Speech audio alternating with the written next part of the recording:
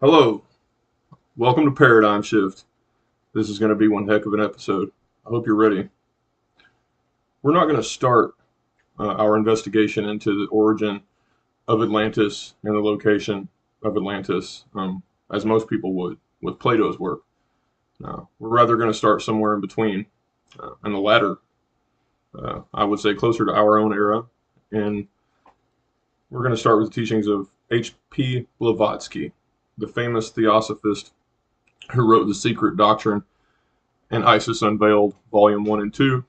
We're going to read out of Isis Unveiled, hard copy here, as well as a digital copy of The Secret Teachings of All Ages, and what she's got to say about the mythical land of Atlantis before we get into a worldwide tour that's going to go literally from Atlantis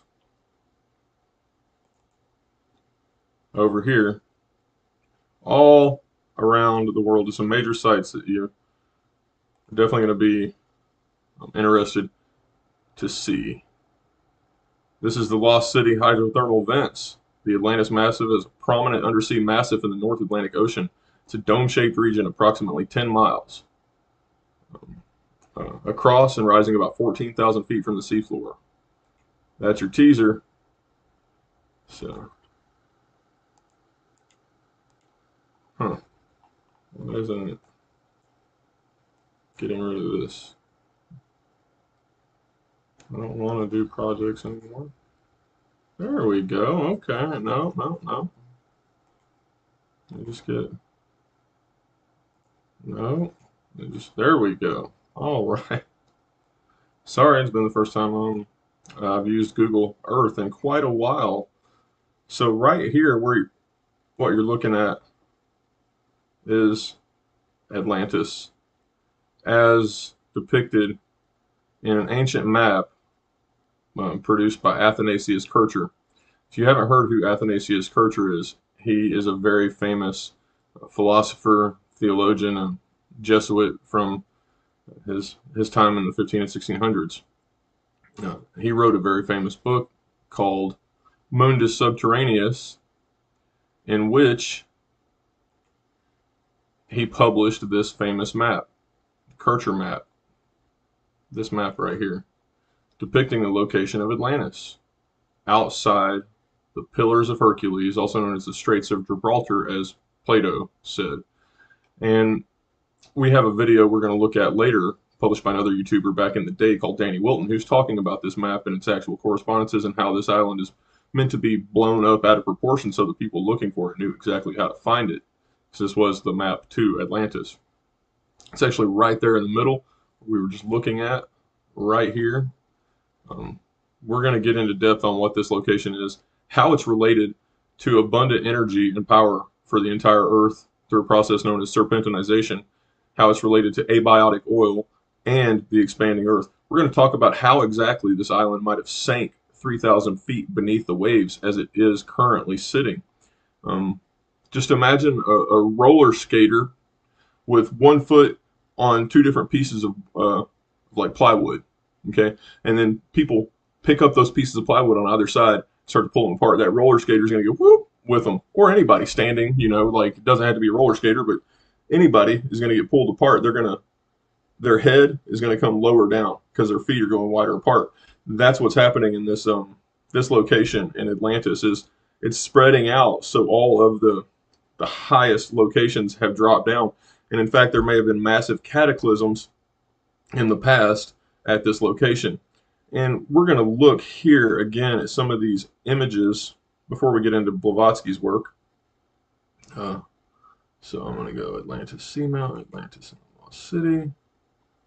Let's change it up. Here we go. Look at this picture right here.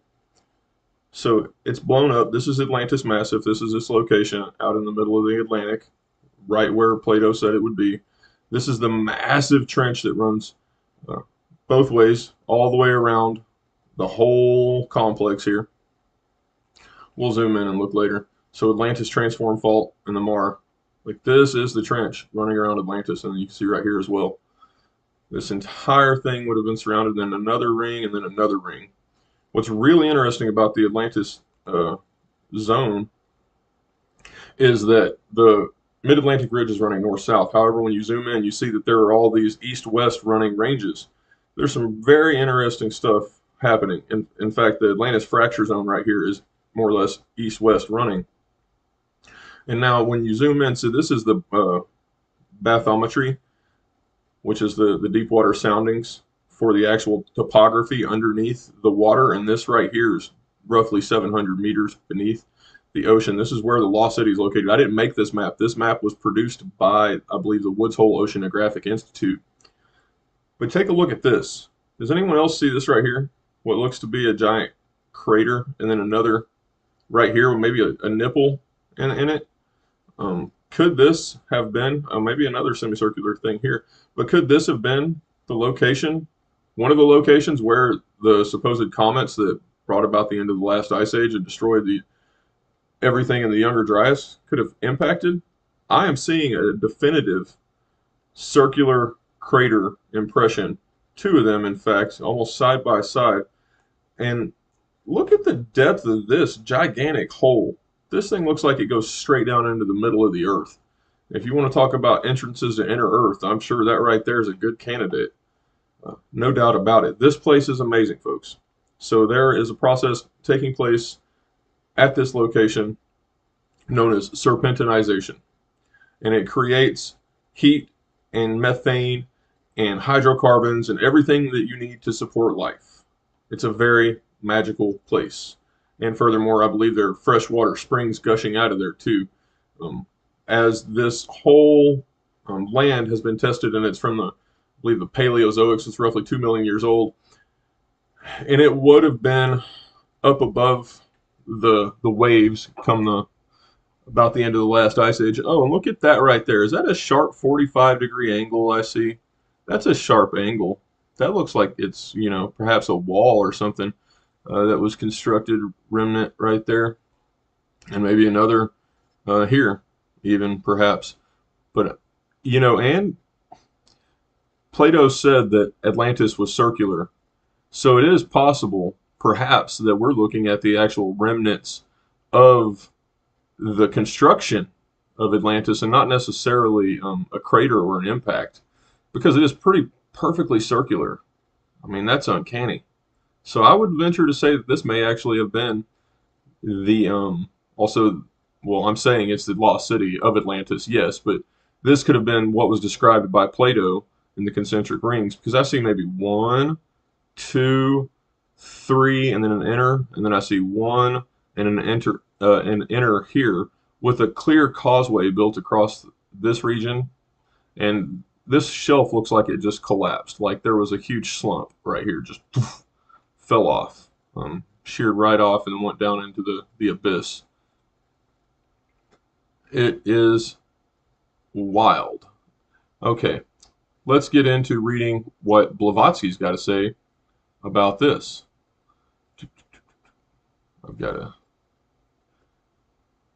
a lot of tabs open, so give me 1 second. There we go. Got a lot for you guys. I hope that it's appreciated this evening. So the first thing we're going to do is read out of The Secret Doctrine, The Synthesis of Science and Religion, from page 56, Origin on, quote, Genesis.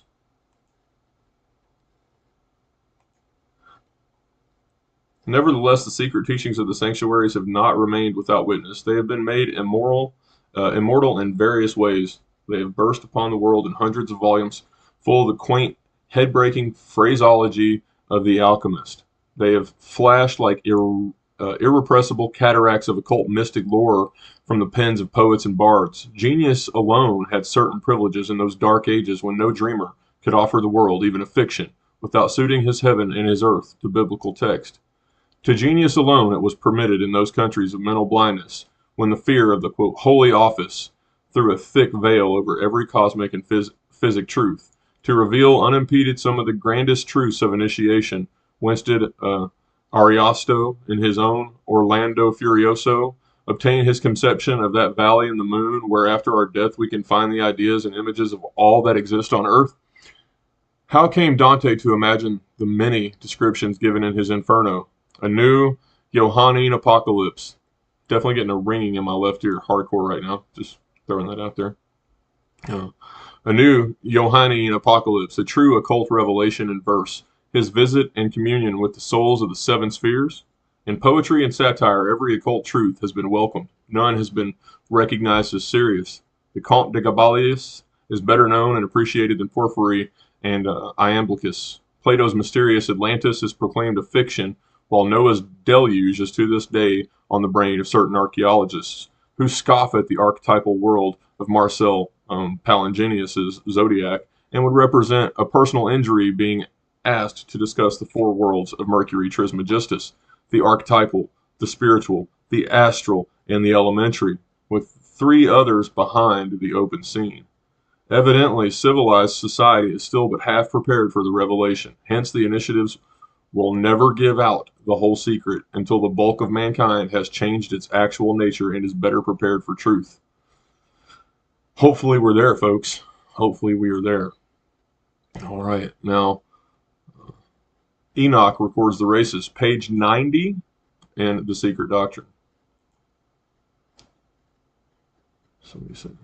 In the Nochian records, namely chapter 1 and section 10, this could not be remodeled and therefore it had to disappear. Disfigured fragments alone having been left of it. The dream about the cows, the black, red, and white heifers. So, black, red, and white, that's also a reference to Atlantis. Relates to the first races, their division and disappearance. Chapter LLX VII, in which one of the four angels went to the white cows and taught them a mystery, after which the mystery, being born, became a man, refers to the first group evolved of primitive Aryans, and the mystery of the hermaphrodite, so-called, having reference to the birth of the first human races as they are now. The well-known rite in India, one that has survived in the patriarchal country to this day, known as the passage or rebirth through the cow, a ceremony to which those of lower castes who are desirous of becoming Brahmins have to submit, has originated in this mystery. Let the Eastern occultist read with careful attention the above-named chapter in the Book of Enoch, and he will find that the, quote, Lord of the sheep, in whom Christians and European mystics see Christ, is the hierophant victim whose name in Sanskrit we dare not give. Again, that while the Western churchmen see Egyptians and Israelites in the sheep and wolves, all these animals relate in truth to the trials of the neophyte and the mysteries of initiation.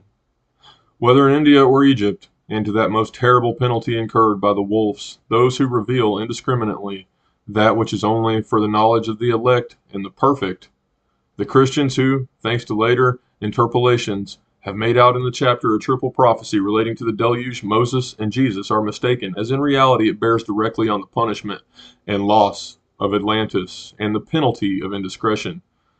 The Lord of the sheep is Karma, and the head of the hierophants, also the supreme initiator on earth. He says to Enoch, who implores him to save the leaders of the sheep from being devoured by the beast of prey, I will cause a recital to be made before me, delivered up to destruction. And what will they do? Whether they will act as I have commanded them or not. Of this, however, they shall be ignorant.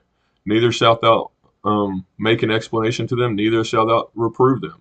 But there shall be an account all the destruction done by them in their respective seasons.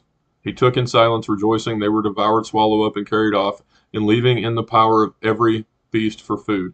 Those who labor under the impression that the occultists of any nation reject the Bible in its original text and meaning are wrong.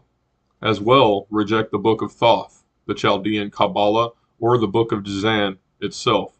Occultists only reject the one-sided interpretations and the human element in the Bible, which is an occult and therefore a sacred volume as much as any other. So, from Prometheus to Jesus, and from him to the highest adept as to the lowest disciple, every revealer of mysteries has had to become a Christos, a man of sorrow and a martyr. Beware, said one of the greatest masters, of revealing the mystery to those without. To the profane, the Sadduceus, the Sadducee rather, and the unbeliever, All the great hierophants in the history are shown ending their lives by violent deaths. Buddha, Pythagoras, Zoroaster, most of the great Gnostics, the founders of their respective schools, and in our own more random epoch, a number of fire philosophers, of Rosicrucians and adepts. All of these are shown, whether plainly or under the veil of allegory, as paying the penalty for the revelations they made. Now we're going to go over and watch a little video by Danny Wilton, and it's going to talk about man and the measure of man, and how the ancients laid out all their temples to the divine measurements of man. The next mapping of Siren. So, hey everybody. So I was going to make one thing. Danny used to have a channel. He used to be active. I don't know. He dropped off the face of the earth. The last thing I could trace down is maybe a post on Facebook with a picture relating the pyramids to the geography and geodesy of the earth. And that's what we're going to be doing here today. Part of the thesis is that the ancients laid out the structures around the world in a way that they could align each structure with the other structures to be able to travel long distance from one place to another by keeping an azimuth based off of the orientation of whatever temple they were leaving from or city they were leaving from. We're going to look at, besides Atlantis, we just looked at Atlantis Massive in the ocean. That's going to be a lot more. We're also going to look at another hydrothermal vent field in the Pacific Ocean.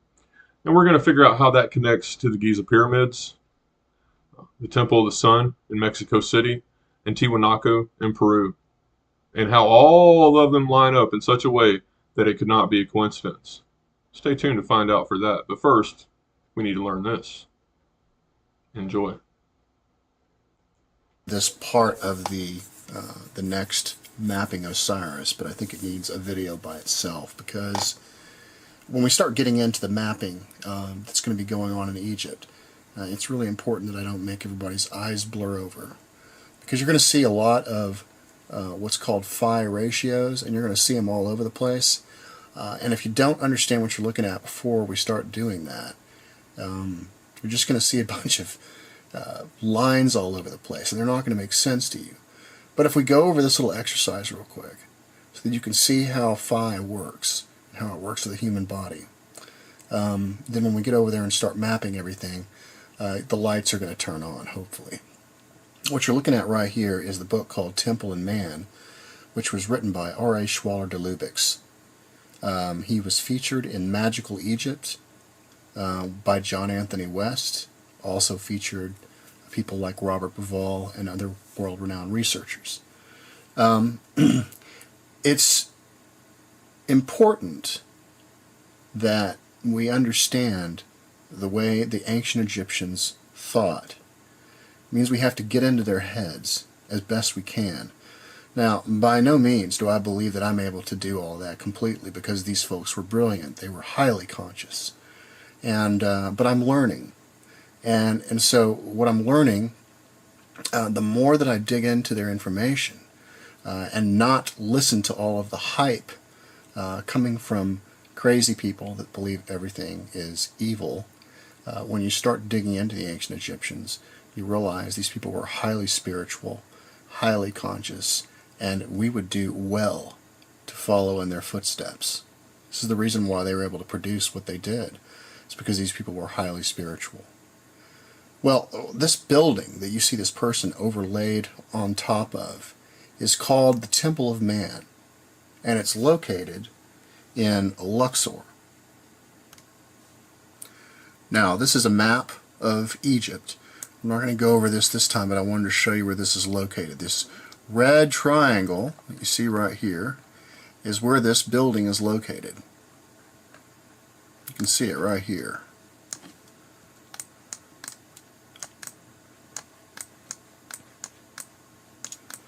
There it is. And R.A. Schwaller de Lubbock's spent a good 17 years over there. He was a master alchemist. He understood the hieroglyphics the ancient Egyptians were showing. And it's really important to understand the way these people thought. This building right here, what he found out was that it maps to the human body. And as you go from one section to the next, there are hieroglyphics in these areas that talk about these various areas of the body. And by looking at the hieroglyphics and looking at the layout of this and the ratios that are contained in each one of these areas, from this to this to this, all the way up to the top, where this is the head, he figured out that what they were actually doing was mapping out the human body, and they were teaching about it.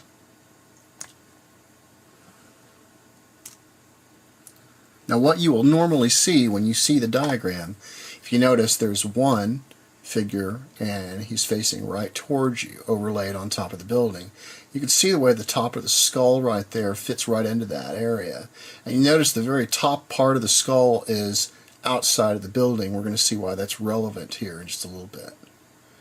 But there's one facing to the side, and there's one facing right at us.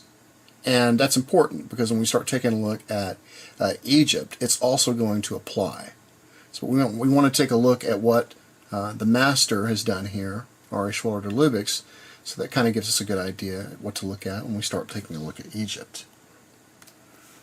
So that brings us to this phi ratio thing. And like I said, when we start taking a look at the way this stuff is mapped, you're going to see these.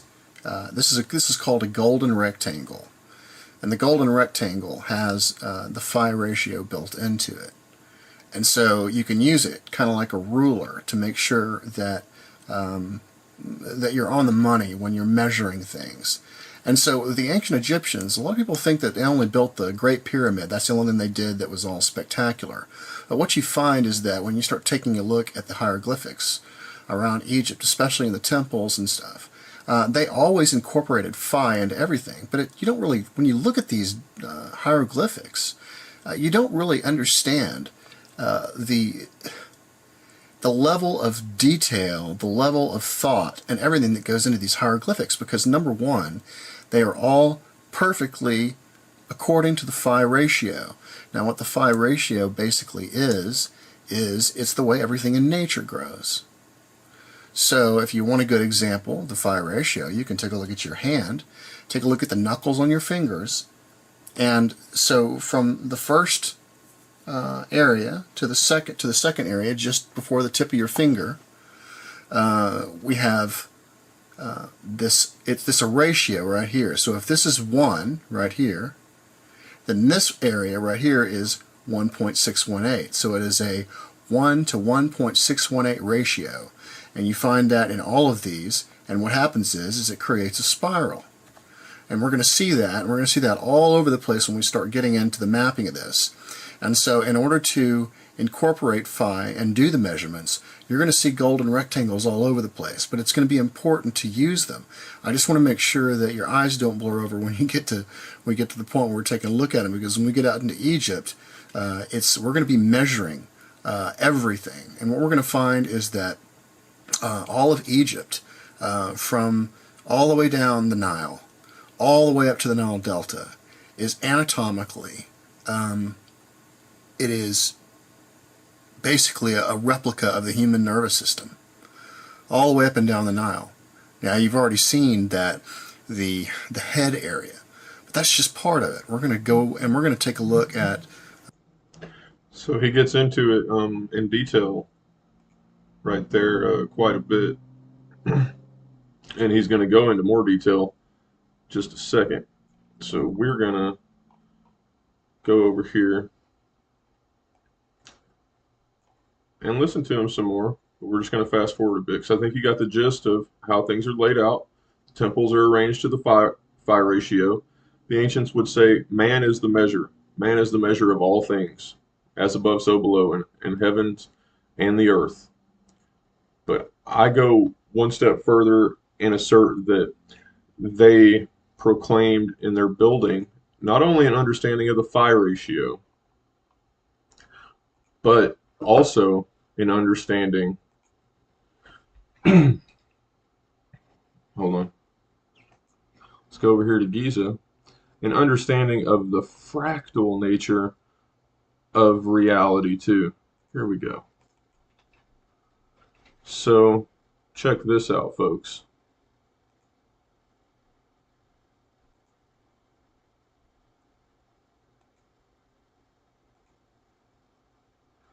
It's the Great Pyramid at Giza. That line I was showing you earlier in Atlantis, well, it connects right here. Well, what are we looking at? Oh, we're looking at the Great Giza Plateau. But check this out. We're oriented kind of odd. Why aren't, is it, this is north-south, okay? So maybe they are aligned north, south, east, west.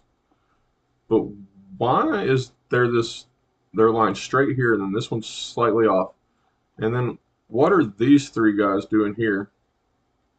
These are three pyramids as well. You see, step pyramids that may be far older than the original, or far older than the larger pyramids. These could have been first.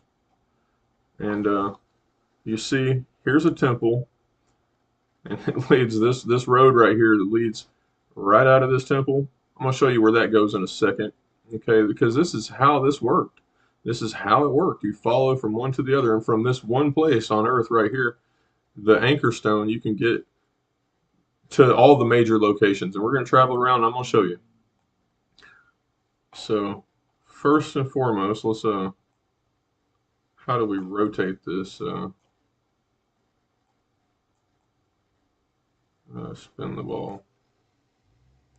Um, um, hmm.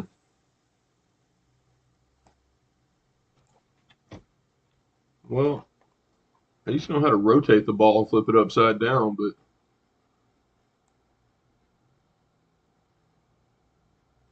I guess we can broadcast and go wherever we want from here. That's what that is. That's interesting. But okay. Well, you're gonna have to maybe bear with me just for a second.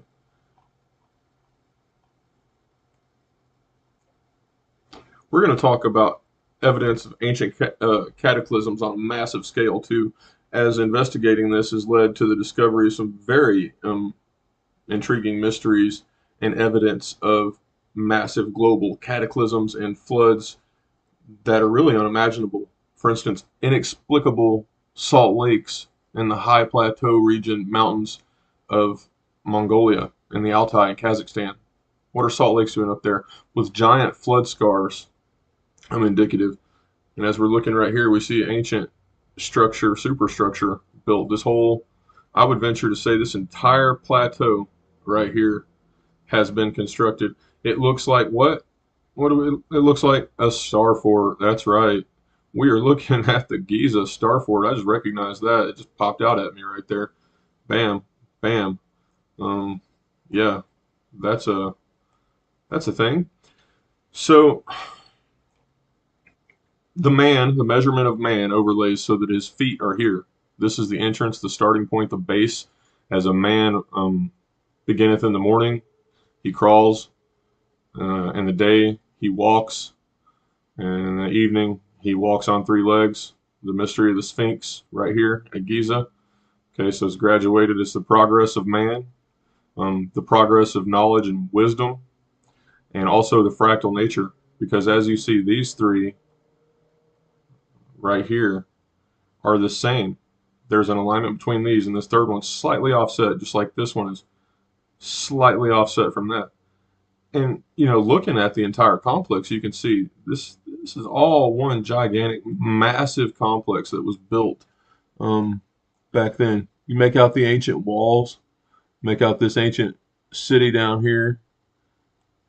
This is how things can be found. Like look at this. These are tombs in my estimation. All this out here, these little Barchan dunes and stuff, those are accumulated. That right there, truncated pyramid tomb. It's square. Looky there. I mean, it's all looks like some excavation going on over there. Very, very ancient stuff. Ancient city. You can see the old walls, and they've dug up so much around here too. It's insane. But definitely feel like that's a star fort that just hopped out at us there. Oh, there's another point in the star right there, huh? And another one right there, and another one right there. Whoa. The Giza necropolis is built on top of a star fort, folks. What do you know? What do you know? I just discovered that real time, so there you go. Now let's hop on over here and go check out something really interesting too. Before we go back to our video, we'll leave you with a little teaser of this project. So let's go down to, where are we going? We're going to Angkor Wat.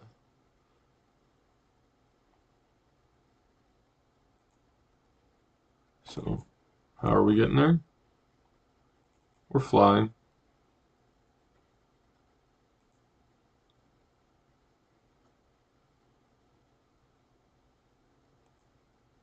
Oh, that line coming right out of the temple there.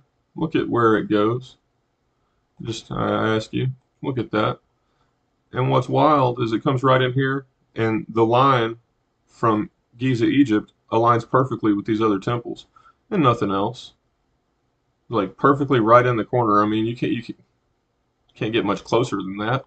And yeah, this temple aligns with that line. Then you go farther out, and you realize that this giant lake that they built, man-made water structure, is also laying on that line. And you zoom out a little bit more, and you start finding some really interesting stuff. Like West Mebon Beret, that's a temple out in the middle of this giant man-made lake. But let's zoom out a little bit here, folks, and let's look at what the ancient civilization was actually capable of building. This entire area may have been laid out according to measure of man. Look at this. All that giant square right there, this giant rectangle, the giant man-made lake around Angkor Wat, this enormous waterwork. There looks to be what used to be maybe a massive canal here, going this way. And then this big circular structure here that's connected by a long causeway, a series of long causeways, or maybe canals. They might have used water to navigate around this area. But this area in particular, whew, Phnom Bulk. I think that may be a pyramid under there, folks. Yeah, that's going to warrant some more investigation for sure. So let's see what that is. Add this to the project. Definitely more than a hill. Definitely more than a hill. Wow. Making discoveries on the fly. I thought I had a full plate. It just keeps unfolding, folks. This, whatever we were told in the history books and anthropology classes in college, was very shallow and not even close to everything that there is. I mean, look at that. There's a temple on top of the ancient temple. You can see the ancient earthwork there. If you were to remove all the trees from this, I think you would clearly make out that it is it's a pyramid. There's a line, there's a line, there's a line, there's a line. This may be one of the largest pyramids on Earth, folks. How is it not known? Wow, that is certainly more than a mountain. And judging by the nature of, well, where did they get all the to build that? Well, it looks like they dug. They dug a whole bunch. They excavated massive amounts of land, like this lake right there. This lake right there. Not that hard to build this gigantic pyramid. It's definitely a pyramid though.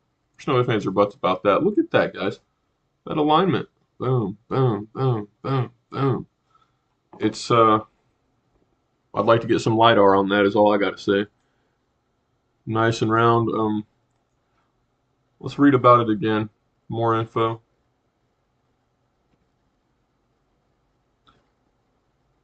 It's a hill in the northeast of eastern Beret in Cambodia with a Parat of the same name built on it. It is one of the trilogies of mountains, each of which has a temple with similar layout. Huh. Wow. I mean, my gosh, folks. This is in the jungles of Cambodia. It's a magical place. We're about to look at one of the largest lakes in the world is just south of here.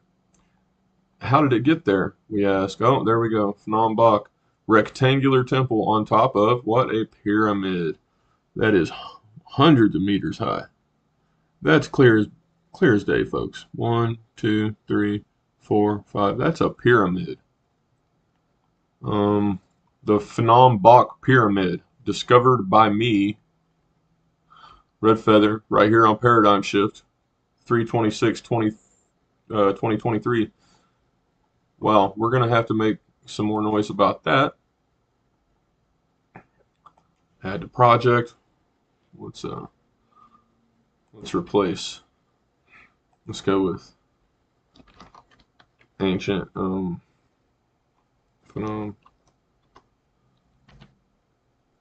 Bok. Okay.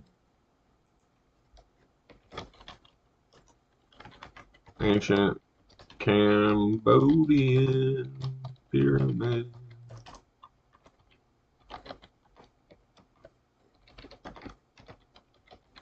I would like to see the overall dimensions of it. Really, I guess we could maybe measure and find out with the ruler over here. Let's see if we can do that.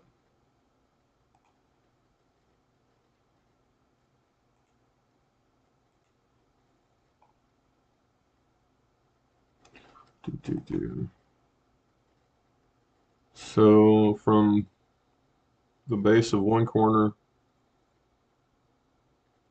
to the top, plateau area is 400 meters or 1,200 feet high.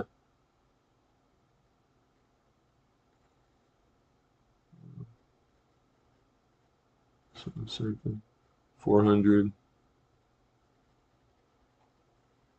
So the satellites can foreshorten some stuff. I'm sorry, I'm not hard of seeing. I just everything, the glare in my camera.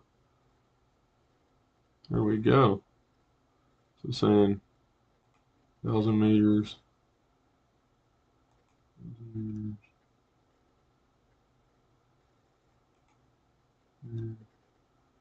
dun, dun, dun, dun. Can you guys see what I'm seeing here? I mean, am I the only one?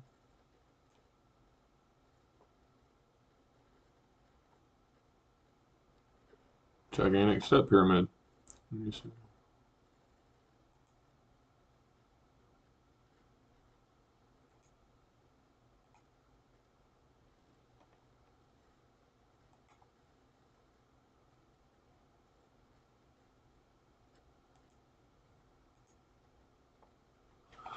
Well, there you have it. That was it. Let me do just do a line here.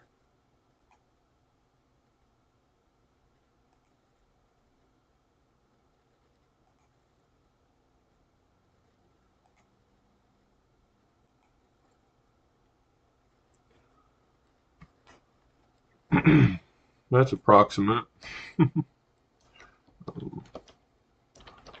Phnom Bok Pyramid.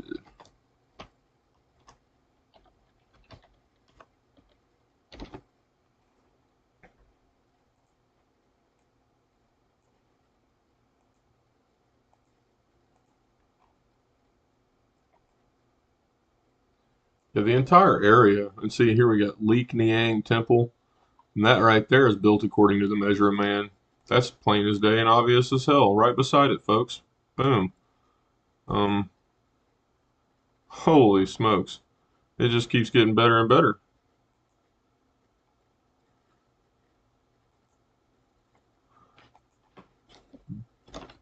Built according to the measure of man. According to the phi ratio and the measure of man. Just, it's the signature, like the other ancient sites. So it's just like in archaeology, they look at pottery as having certain signatures. Well, I look at massive scale archaeology like this as having certain signatures as well. And I'll figure out how to turn this Google. Uh, I must have the screen locked or something. I don't know, but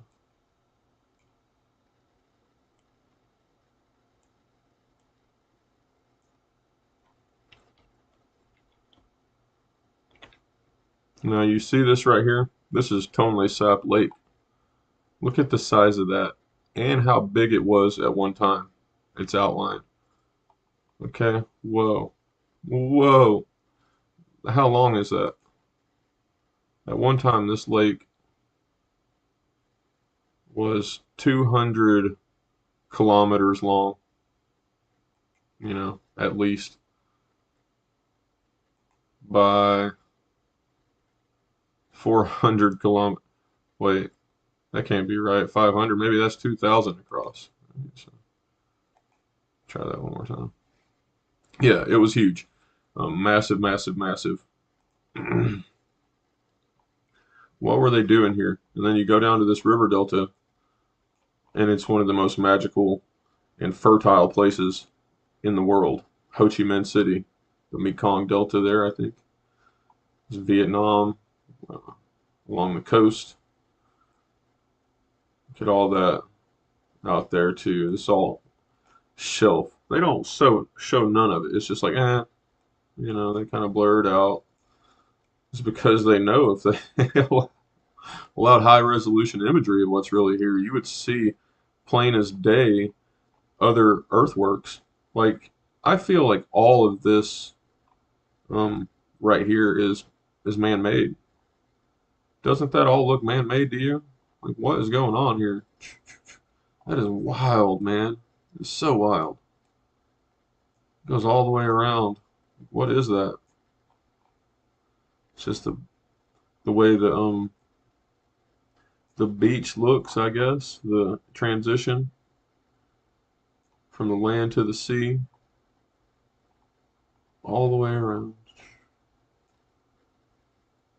Look how straight that is. I feel like that was made. I really do. I feel like this whole thing here may have been made by man at some point. This is what's crazy about this. The more you actually start looking at the Earth, the more it's kind of hard to suggest that there isn't some ancient culture or something that. Whoa, what's going on here?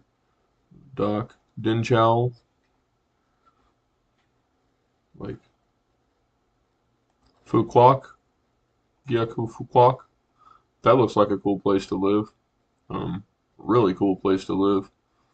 Like all these pirate islands out there, man. I love reading about Southeast Asian pirate history. There's some rich lore there too. But there's a lot to be found here. And as I was looking around Angkor Wat here and recognizing, well, I'm sorry, but and you can see what it looks like the entire area was once perfectly um, homogenized as far as the farming is concerned. And all these lines, these subtle lines running uh, this way, this way, the entire area, the entire plain. Maybe it was just like a subtle optical illusion when you zoom out. It's like, I don't know if it's a satellite trick or what, but let's zoom in.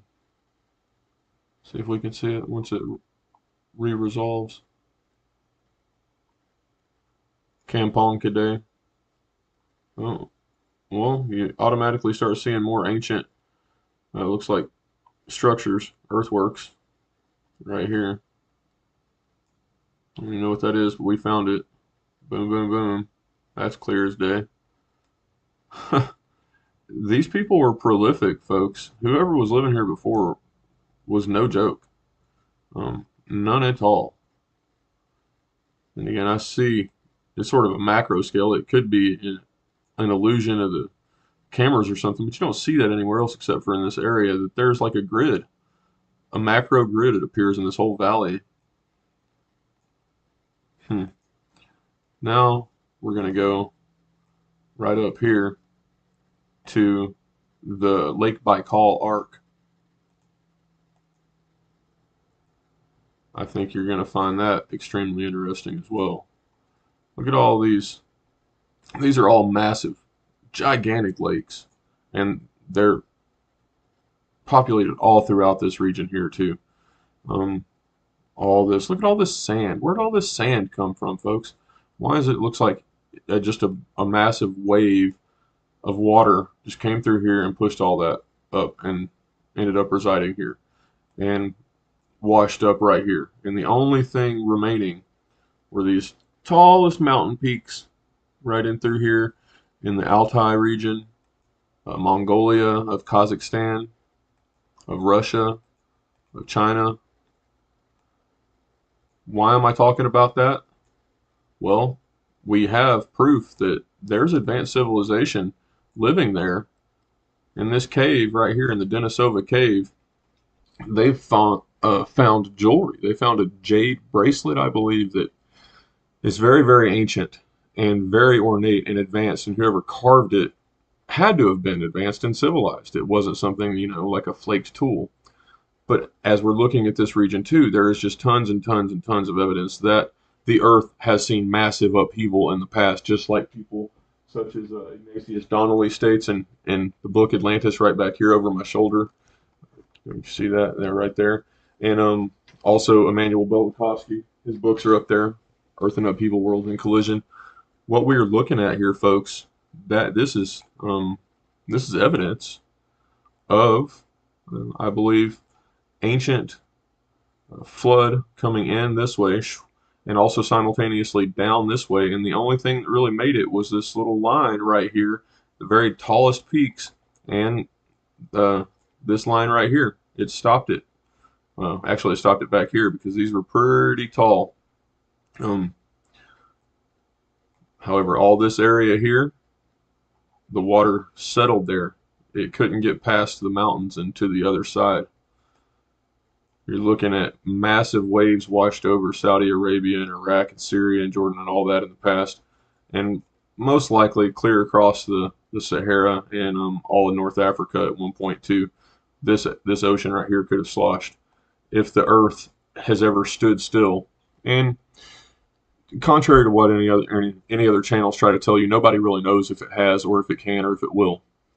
Nobody. It's open. And judging by the catastrophic look of the evidence here, now let's zoom in and look at the microscopic scale of the evidence of massive flooding as well. You see it here. This whole area is washed out. Residual sand just piled up in these areas. And these lakes, if you read about them, for instance, we'll go up here, Kar-Us Lake, Kar Lake, Karyagis Lake, Uvs Lake, Ureg Lake, they're salt, saline. And you just ask how they got their salt, and there's no consensus. There's no actual answer. And there's all these salt sands around here. Is because the ocean settled here at one point in time, and these basins at the top that may have been carved out by glaciation at some point, like a long, long, long time ago, perhaps, and or just the geology and morphology of the land, because there's lots of rifts occurring. Like, look at this eyeball. It's a big eyeball. And this lake is right in the middle of this big depression. Sort of same with this one. You can see the giant flows. Everything's just flowing into it. The water runs off right down into it everywhere.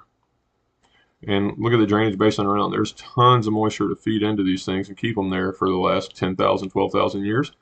But many of them have dried up, as you see in Cambodia. That lake is a third of the size. And now let's look at this one here, Lake Balkhash. It's also a fraction of the size that it once was. It most likely filled up this whole region right here, or at least a greater extent than it is now. Now this is also a very interesting Issyk-Kul Lake in Kyrgyzstan. Wow, look at that eyeball, or also very vaginal shape. But we get into the phi ratio again. You can overlay a phi ratio on this whole thing and you see big arcs. See arc, arc, arc, arc. Nature works that way. It's just the way the stress and the growth of this giant continent is breaking apart and pushing together all at the same time. This is the seam down the middle of two different continents almost that are three different continents that are pushing. You have India pushing into the Chinese and Mongolian plate up against the Russian plate, and Kazakhstan and Turkmenistan plates are being sheared off as it's all just twisting and turning and snapping apart, rotating. And Lake Baikal, I believe, is left over from the Karya Sea, as are all of the lakes on this side. So of the north of the Altai range, everything north of that is from an inundation that flooded to the south from the Arctic Ocean, basically, this way, down. Oh, there we go. All right, I got it now, baby. Woo! It just took me a minute to remember. Work with it, work with it. It flooded this way. So the earth sloshed, maybe. Whew, just imagine it's going, and then it just stops. Well, all the water still has momentum. It's just going to go, whew, it's going to keep going in the direction it was. It's going to come in and it's going to slosh back. Well, what would be the indicative signs of that? Giant arcing waves as the water pushed inland. It would create undulating waves that are visible on the surface all the way from space. Same here. Same here. Huge arcing waves that contoured the surface. And then as the water crested against this and rolled back out, you would have counter arcs that the water left behind. And in between, right here, is the middle place where they cancel each other out. The middle line, as you can see, the line of cancellation. And this is also due to the mountains and the topography that helps direct the water through to the path of least resistance. It pushed it all the way up here, and then shoo, there's this giant depression because this is a rifting center. At the bottom of Lake Baikal is, guess what? This is why this is important, the process of serpentinization. They found caves. Everyone knows that Lake Baikal is one of the holiest places in the world to ancient shamans. The Siberian shamans, it's a tradition that goes back into the last ice age for sure, and connects with these Denisovan people who aren't Cro-Magnon. They're maybe the missing link between Cro-Magnon man and modern Homo sapiens, or whoever came before, rather Homo erectus and Cro-Magnon man. The truth is, we really don't know that much about them yet. We've only found a couple specimens here, and then they're like, why in Southeast Asia? What are the Denisovans? What's the connection? Oh, between here and here, the Denisovans.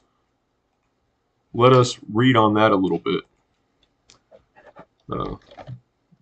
Denisovan connection between Lake between, I'll just make it easy, between Russia and Cambodia.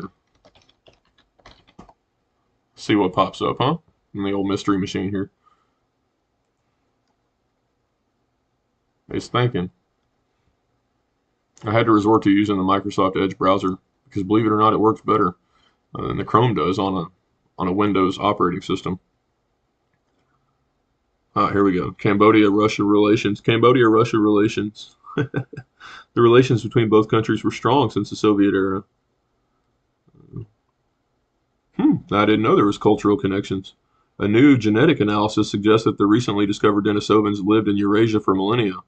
The analysis of a fossil tooth from Siberia reveals that the mysterious people, we're definitely going to read that one in the National Geographic. Here we go.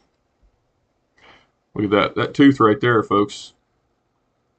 A molar tooth found at the archaeological site of the Denisova Cave, which we were just at, and I could zoom in and show you, provided crucial genetic evidence for the existence of the Denisovans, a hominid species discovered in only 2010. So why this is also important is because that location I showed you in the middle of the Atlantic Ocean, Atlantis Massif, was discovered about the same time as this. It may have been first discovered in about 2000, but there's only been 3 expeditions there in its entire existence. So what anybody tells you about it, it can't be 100% like fully verified. It hasn't been studied yet.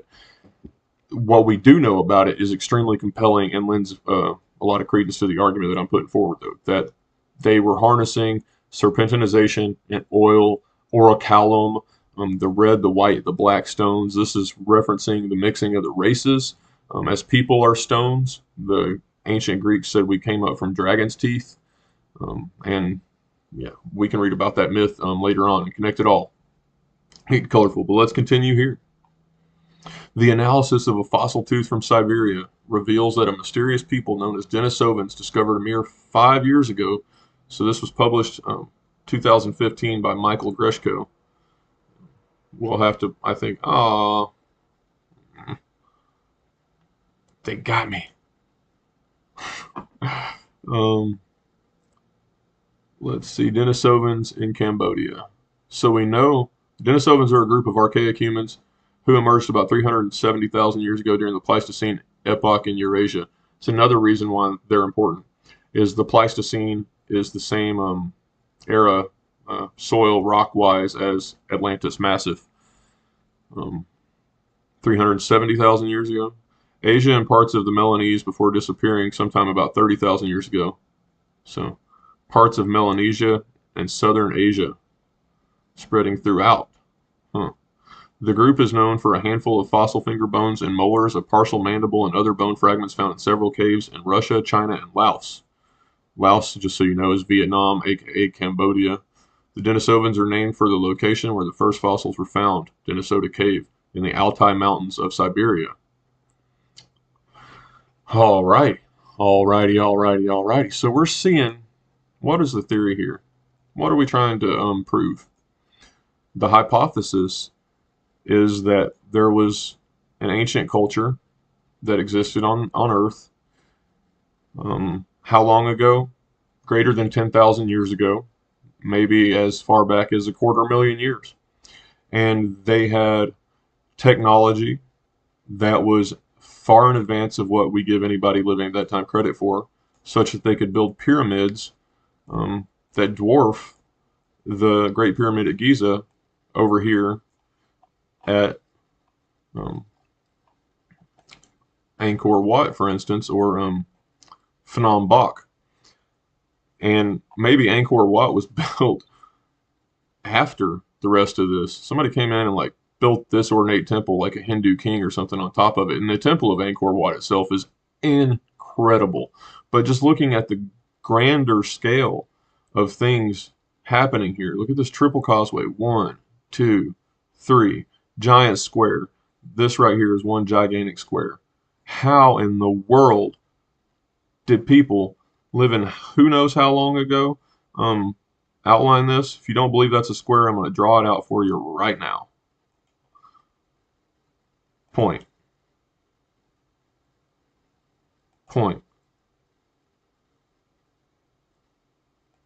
Oh, it's coming together nicely.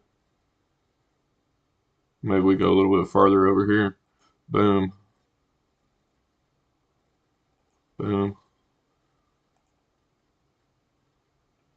Well, as you can see, it should be a square. That's just a little oversight right there, but boom.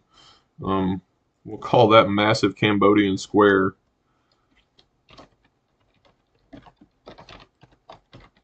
Cambodian Earth. What do you call it? Square Canal, maybe?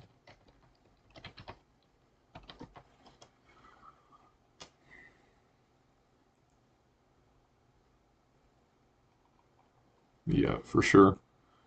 That is that's huge, folks. And this right here is along straight lines as well. Long straight lines. This has all been except manipulated, built, controlled. This was the home to a civilization that we can hardly fathom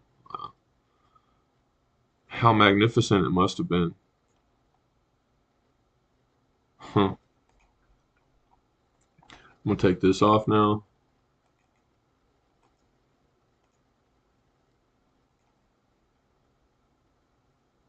How do I do that? Massive. Okay, so.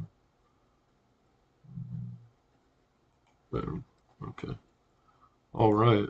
Oh, look at that. Perfectly square. Oh. I'm curious as to how large some of these are. This thing, Nick, Gotta put that on the map. Add to project. Oh my god, how amazing. Neek Pian at Angkor, Cambodia is an artificial island with a Buddhist temple on a circular island in Jayatakaya. Uh, Jayatataka. Now, the modern mainstream archaeologists are going to try and tell us all this stuff was built, a few hundred years ago. It's a Buddhist temple. No, that's a perfect square cut, okay, fractal of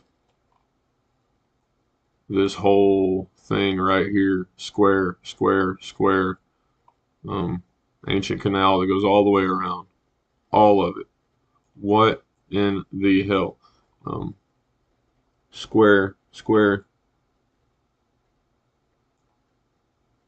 To lay out the entire thing so precisely, and then this goes way up there too, um, is what is really kind of mind-boggling about this. They did it on such a grand scale.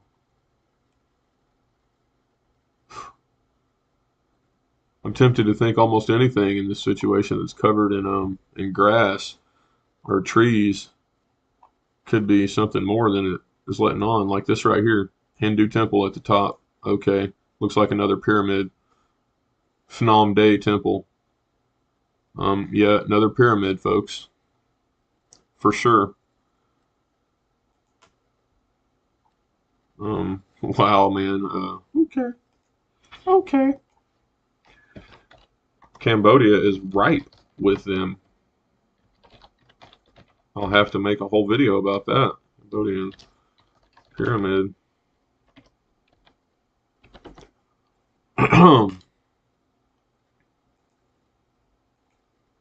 Like that it saves automatically. Things have gotten better since the last time I was a streamer, and things have gotten a little bit like clunkier. You know, look at that roundabout built right there in the middle of that roundabout. You can go straight, literally. Oh, there's a giant square too, huh? It's hard to make out some of this stuff once you zoom in because it gets a little chaotic, but at the right level, it's all visible. Like, what are all these? Good Lord, what is all this? I'm sure they're going to say that that's, you know, something that was used. It looks like it might have been in some ancient industrial process. All these little pitted lakes, and it's just north. Oh my God, what is that? Huh? So they were laid out. They were intentionally put there for some reason. What for though? I'm curious. It was part of the overall terraforming or civiforming, and otherwise making it for civilized people. And it connects right in between these two pyramids. Pyramid, pyramid. What do we got? Another pyramid over here. I'm gonna go ahead and I don't know. Guess we can find one more. Do you think you guys think we can find one more pyramid? Huh. That would be cool if we can. Would certainly be cool. Uh, right now we got two under our belt, and we're only a little more than an hour into the live stream, so I would say we're doing pretty good. Let's go. Amazing cliff. That sounds like it could have been carved by us too. This right here seems to be maybe a complex, huh? Hindu temple in Cambodia. Add to project. Possible. We'll say possible pyramid complex. Possible ancient pyramid complex. I don't think anyone fully understands what they were used for. I mean, there's Hermetic science, there's occult, but there's a lot of interpretation in what a pyramid complex was built and used for out there in the world. You got everyone's take from like Joseph Farrell and Giza Death Star. Yeah, you can clearly see that's man-made and has been worked and created. You can clearly see the entire structure was once made by people. It's terraced. Wow. Yeah. That that is definitely a terraced platform built by us. One, two, three. Hmm. Looks to me that way, anyways. Could be wrong. Maybe some more starboard action over here. Oh, that's just kind of the way the scallop of nature looks. This area is so crazy looking, though, man. Wow.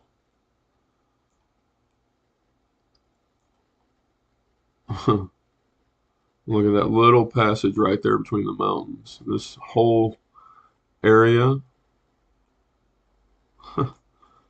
is really intriguing in and of itself. Look at that shape like a bell.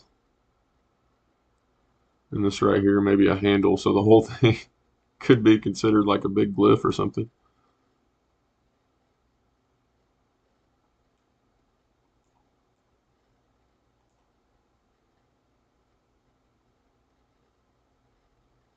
I guess they don't want people to see what's up in here. They got it grayed out.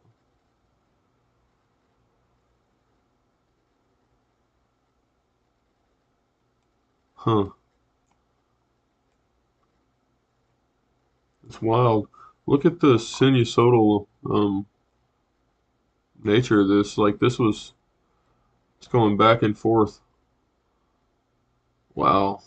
It's like it just melted and ran down. What in the world could have caused all that? Huh? That's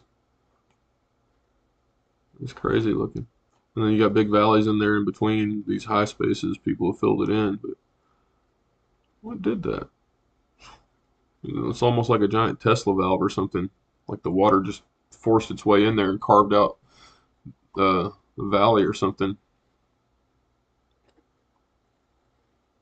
Hmm. No doubt about it, though. I would say that's two pyramids discovered. Let's keep looking here for a minute. And all of this really anomalous,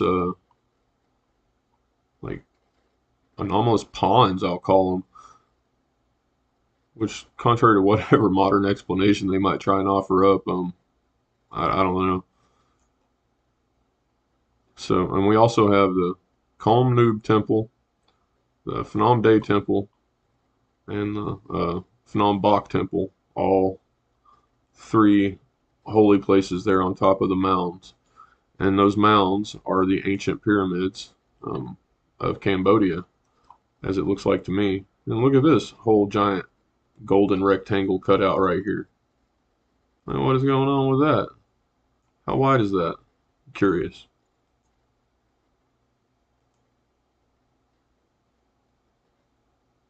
5,000 meters, so like 3 or 4 or 5, about 3 or 4 or 5. Huh. Perfect rectangle though. Hmm. It's intriguing, and they're concentric circles around these like lakes or ponds.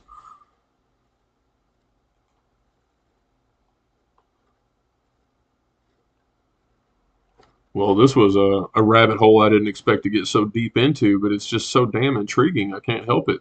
Now let's back out and go on over here. This is episode 1, folks, so we've got a lot of episodes left. Now, this line right here, I'm sure, I am positive, if I go to down here and zoom into India, that there's going to be all kinds of temples along this line too, most likely, and in Iran and Kuwait. Yeah, yeah, for sure. And then we go right through here. There's Jerusalem almost on it, the holy city. See, where's Mecca? Is Mecca on this line? I don't think so. It could be, though.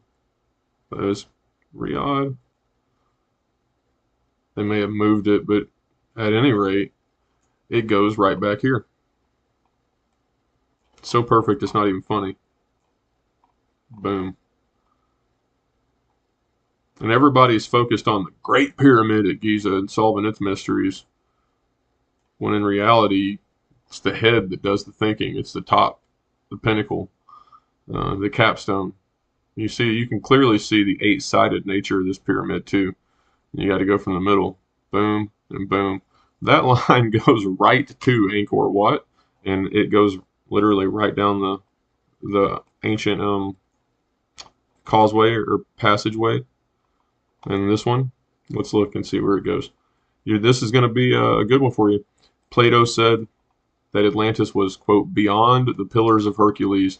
Common knowledge for a long time has ascribed, well, not common knowledge, but that the pillars of Hercules was the Straits of Gibraltar. This line, pretty sure, is going straight through the Straits of Gibraltar.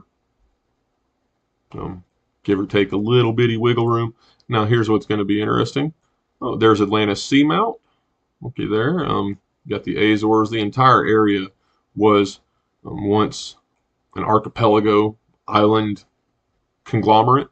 And here is the ancient lost city of Atlantis, so aptly named because of the hydrothermal vents atop it and its unique geological nature of having this huge trench all the way around, which made it basically an invincible city. And it had a whole row of them. But really interesting, look at these folds. You know, they tell you that it's a spreading center. So wouldn't you expect the folds to be lateral along the north-south axis with the, like these are? Yeah, these folds are along the horizontal axis going out. The bands. But what about these folds? The lateral, the east-west folds. You see, these are all mountain chains and rings running east to west. And here you've got a massive strike slip. There's a whole thing just right off. Look at that. The Earth is very active, and we're going to get down and we start seeing the old grids and the pathways under the ocean that could lend credence to the idea that we're perhaps mining this planet a long, long time ago. A long, long time ago. I wrote the song a long, long time ago. I mean, look at the geography down here, folks. That is intense, insane, massive wash that happened. And I think, yeah, you could have, based off of the topography imagery of this seamount top right there, that could be the actual location of Atlantis. And I proclaim personally that I think it is the Lost City, aptly named because it has all the temples and statues and everything as described by Plato on top there, complete with the hot springs, the rejuvenating springs, the bath, the fountain of youth, the garden of Hesperides, Atlas's apples, you name it. It was all right there. This is where Perseus came to get his golden apples from, folks. It would be a golden age. They're right on the equator. It's pretty much a perfect climate situation here. Let's see, we go from Giza, fly right over Atlantis. Now look, this is where it gets interesting. Now we're down here at this big ancient continent that was written about and called Mu by James Churchward and others that wrote about him. I believe Donnelly speaks of it as well. An ancient continent in the Pacific, and you can clearly see these long straight lines on the ocean floor, and they can try and gaslight you and tell you that's because the ships that are tracking, no bull crud, baloney. There's something there to this for sure, because if I take away these lines right here and I zoom in, you can clearly see this line underneath it is right there. And same here, you're looking at that line underneath this one. Why am I showing you these lines? This big line here, we can follow it forward. I'll go on up here. You'll clearly see this line keeps going. Okay, it's right underneath it. It's not a fluke. Where does this line go? I'm going to give you guys one guess. Oh, it already showed you. Mexico City. Damn. Now let's see how accurate this is based off the measure of man to navigate.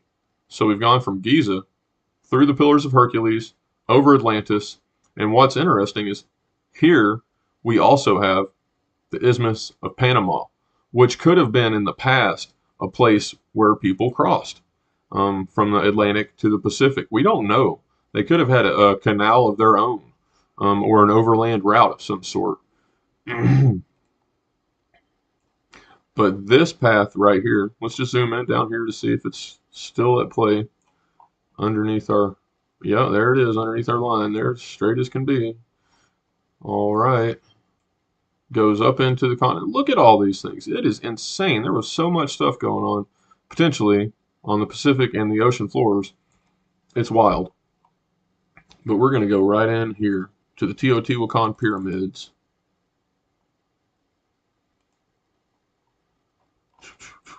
And this is built off the measure of man. And you know, the wild thing is that these are relatively dwarfed by some of the others that we can look at and that we find in other locations. But here you have it, folks. This is the temple complex. You've got the temple Quetzalcoatl and the Teotihuacan pyramids here. This is the temple of the sun, the moon, all of it. The ancient avenue of the dead. And look, where does that line come? Straight down. The ancient avenue of the dead. Let me take you back real quick and just show you. You see how he's stepping forward and it comes right there? If you overlay this image based with this point corresponding to that point in his brain, in his head, and you overlay it here the same way, you'll find you put the base of his foot here, his other foot there, it matches perfectly. And he's walking. Where's he walking to? Oh, he only has to travel from here straight down there. How is that even possible? They must have had perhaps flying machines, hot air, dirigibles, or something like that. Maybe spacecraft. Who knows? But they were far more capable than given credit for. Now, let's go, and we're going to continue to see that same signature. That's the signature that we just found in Cambodia that I showed you with Danny Wilton's work that he referenced, the gentleman that discovered it in ancient Egypt from the Temple of Man. And now we're taking it to the streets. Yeah. Okay, we're following this line here out. The Earth has had some shifting in the last 10 or 12,000 years, but it's amazing how accurate these things still are. This is the only one where the line fades out. However, I want you to see it doesn't mean that it's not going the whole way. Just for order. Oh, look at that! Holy shnikes! Yeah, that's some wild stuff right there, folks. One, wait, what is going on?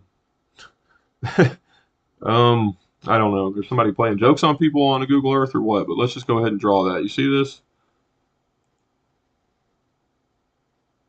I'm gonna go ahead and guess it is pretty much a golden rectangle.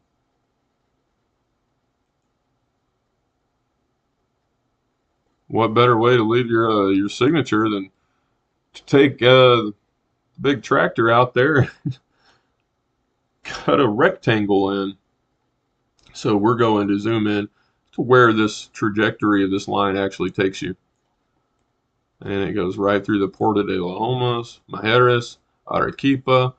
Oh, to another lake in the mountains that's unique because it has hippocampus in it. Hippocampus. You need to work on your hippocampus. You need to work on your hippocampus, man. Get your memory game up. All right. You know, I watch this guy who does some badass cooking called the stale cracker, the Cajun dude. Anyways, he's funny as shit. That's money, dude. That's money, dude. Those guys got some really funny accents.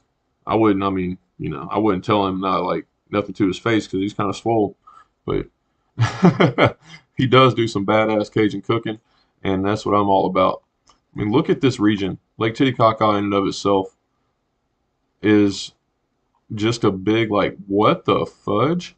This whole area is 12, 13,000 feet up, if I'm not mistaken. Let's go ahead and add Titicaca to our Titicaca. I remember even as a kid, I thought that was hilarious, and it was because I was an immature, boy that thought everything that sounded like titty or caca was really funny. But now I recognize that there was probably some deeper resonance going on the whole time, and that's just the way things work, you know. So we're going in here. I'm gonna. I just see more starfort jumping out at me too in some places, like right here. Like, look at that, 45-degree angle stuff. Once you give, oh man, once you give yourself time to start looking, it really does just kind of jump out at you. And I understand that some of the stuff is because they have overlay composite images, and some of them are taken at different times or dates, maybe, or whatever. But look at this. Like, what in the hell? This mountain takes a 45-degree turn, just like that. Like, bam.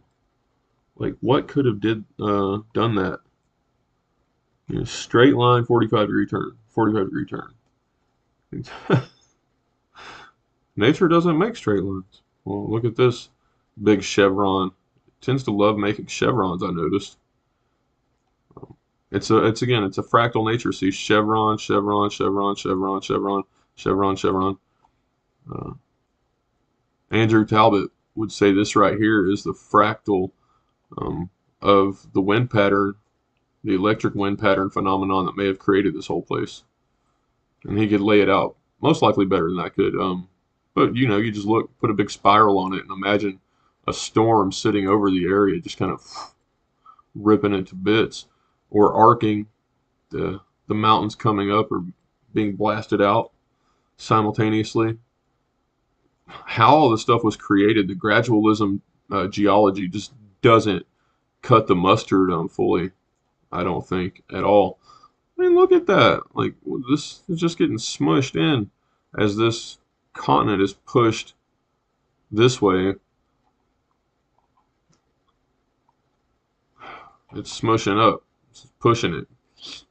That's creating tensional and shear stress as well. Look, another straight line. It's just the way it works. It's a fractal. It tears in like 45-degree angles.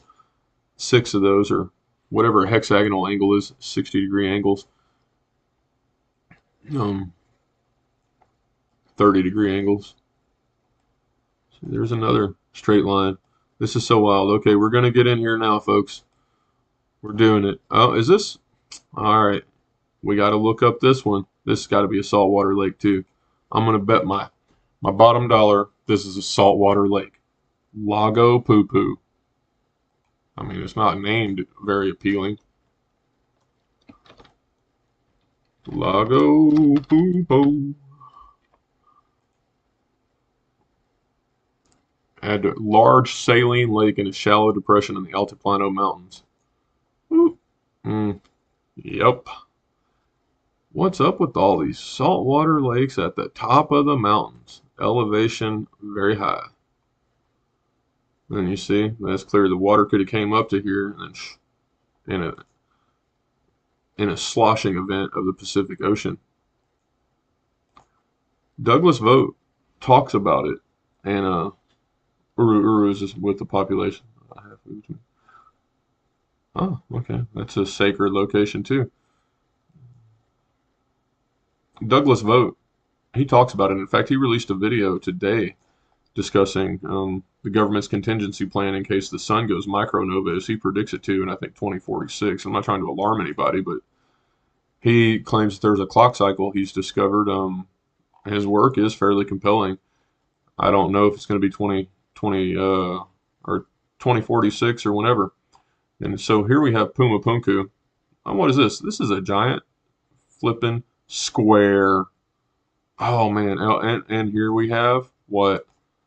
Another giant flipping square. These people were terraformers, earth maneuverers.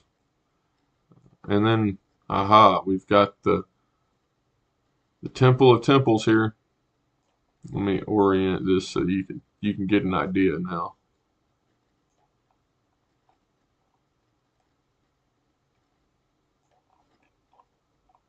Huh. Why did it let me do that before? Okay. There you go. There you go. Okay, now, so you zoom in, you come in and add it. the right way. You're walking down the road, you're flying down the azimuth. Look at that. What? Holy what? Look at all that agriculture and all that life. Man, no wonder they settled up here. Same thing as in Cambodia. These valleys by these giant lakes seem to be the the bee's knees, man, the cat's ass. Look at that, a perfect square in the heart of the city. Another perfect square out here, a rectangle. Perfect square where Puma Punku is. And there's so much more, layers upon layers of this stuff. And here we go. The line comes in just the same. Just the same every time. And here's an even more pre-Columbian pyramid, the Akipana, Tiwanaku. I'm going to add all these places to the project. Thank you guys for tuning in again tonight. This has been a blast for me. It really has. We still got so much more to go and uncover as we do this.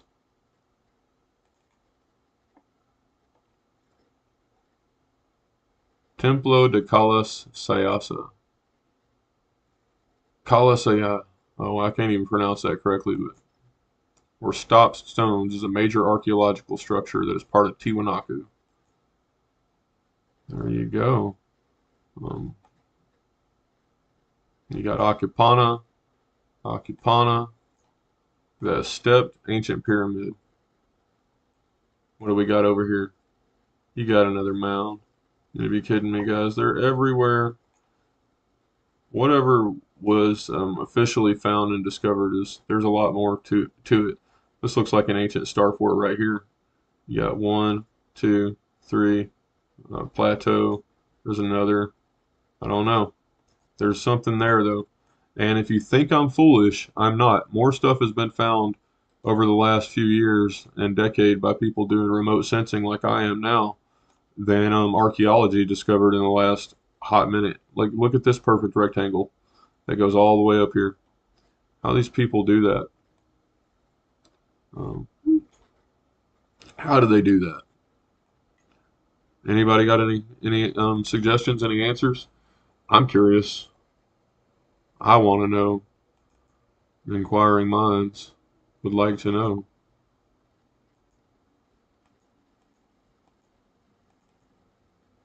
Puma Punku. I guess I'm gonna have to put it in there, huh? Puma Punku. What does it say about it? Puma Punku is a 6th century T-shaped and strategically aligned man-made terraced platform mound with a sunken core. 6th century, huh? Boy, they're going to piss down your back and tell you it's raining all day long. And most people are likely going to believe them. Like the road comes in from the corner. Adding to the project. You know, that's got a very famous site too for that. Stele, all the faces, the enigmatic structure. So as we've seen here this evening, all these locations are connected and can be traveled to by these inexplicable lines for some reason that exist. That's is it just me? Oh, look at all the pothole things again. There they are. Whatever those are. Like, what in the world are these potholes? I do not know. If you have any idea, please share in the comments below. I am dying to find out. Yes, indeed. All right, let's keep going, shall we? These lakes, these high plateau lakes, seem to be ubiquitous in the areas where it's possible that the water sloshed up. Like, oh, here's another one. What do we got here? So they go up and they find the depressions and the reservoirs that they can't easily escape out of. Um, because how else is it explainable? I mean, you say, oh, massive amounts of glaciers melted and ran off into there. Potentially. But what caused those glaciers to melt so abruptly? Lago Chinkaya Chocha. I'm sure this is going to have some sacred sites around it too. So let's just do some investigating.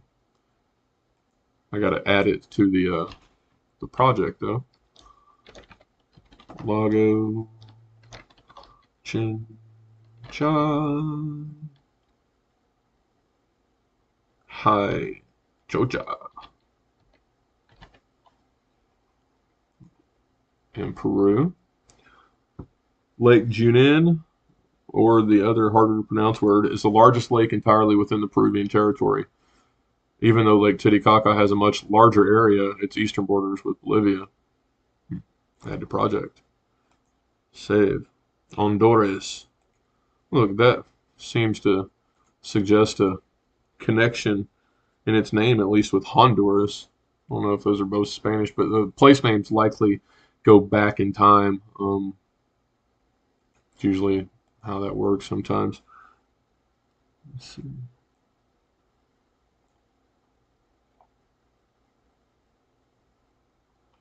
This area is very beautiful, though. Look at the color. Oh my gosh. Let me see. Santuario Histórico de Chacamarca. What is that?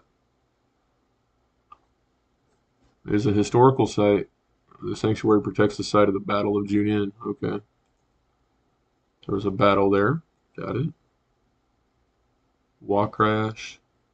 I mean, look at this, like, landscape, folks. Like, what in the world? Look at all these lakes up here. Just deposited.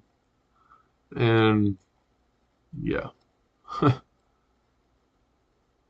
The whole thing pocked with lakes.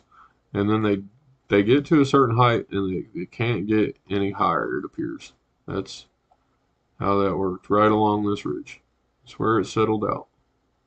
And some of this could be as glacier melt and runoff that have filled up, after a while. But it seems this line right here, the Continental Divide, is where the water, you know, settled up top there. And then you got to look at the Amazon. Golly, I mean, look at that. Look at that. There's so much here. I mean, it almost looks like it was constructed too. The way that wall is, and that wall. This whole thing is like protected. It's embraced. National Parque Nacional de Hua. So much vegetation out here, it's hard to differentiate because it's also so flat. So you need to either zoom in and hope that you get high resolution images. But right now it's like watermarked, copyrighted, just kind of garbage it looks like.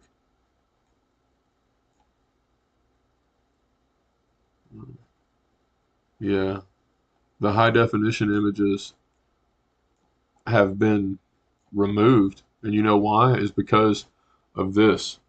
Let's let's go ahead and check that out, shall we? I had a man contact me several years ago and ask if I was interested in going to the Amazon and checking with him on stuff that he had found, and I was totally. I just got through for a loop for a number of years, and now I'm back at it, but I can't do that. I've got family now, but we are gonna look.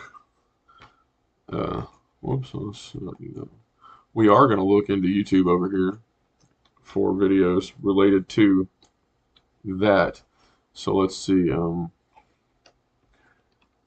Cities found in the Amazon.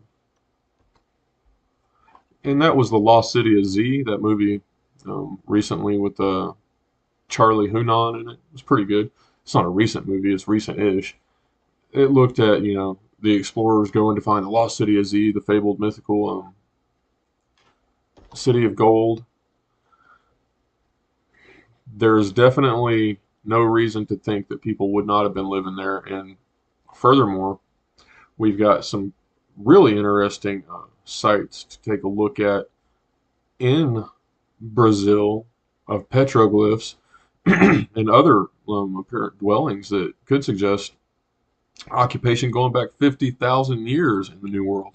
And that completely flies in the face of the standard archaeological modern narrative of the peopling of Americas. It just doesn't make any sense. They could have easily peopled South America from both the Pacific and the Atlantic. You could have came over from Africa very, very easily with the trade winds right off the coast of Africa, where the Reikat structure is, right across Atlantis and into South America. The currents are going to take you there. They're going to take you right into the Isthmus of Panama. And then likewise, the currents are going to bring you across the Pacific and then up the coast and around. So from Hawaii, you can go to Alaska and then down around the coast of the U.S. and then ultimately all the way back out through Easter Island and Fiji and New Zealand, all in a matter of weeks or months if you are a good navigator. Let's check this out. See what this says. This is an unvetted article. I don't know. I'm just clicking on it. Amazon rainforest cities. ThinkJungle.com. Iquitos City, Peru. Manoa City. Okay, so these are Amazon rainforest cities. Got it. Ha ha ha ha. Lost cities of the Amazon. Did ancient cities really exist in the Amazon? Smithsonian Magazine. I wonder if they're gonna. Oh, here we go. Smithsonian. Forced to tell the truth. The Smithsonian, the official science propaganda unit. It only takes one trip through their museum, unfortunately, to figure out that everything is slanted towards climate change and the extinction narrative that we're causing.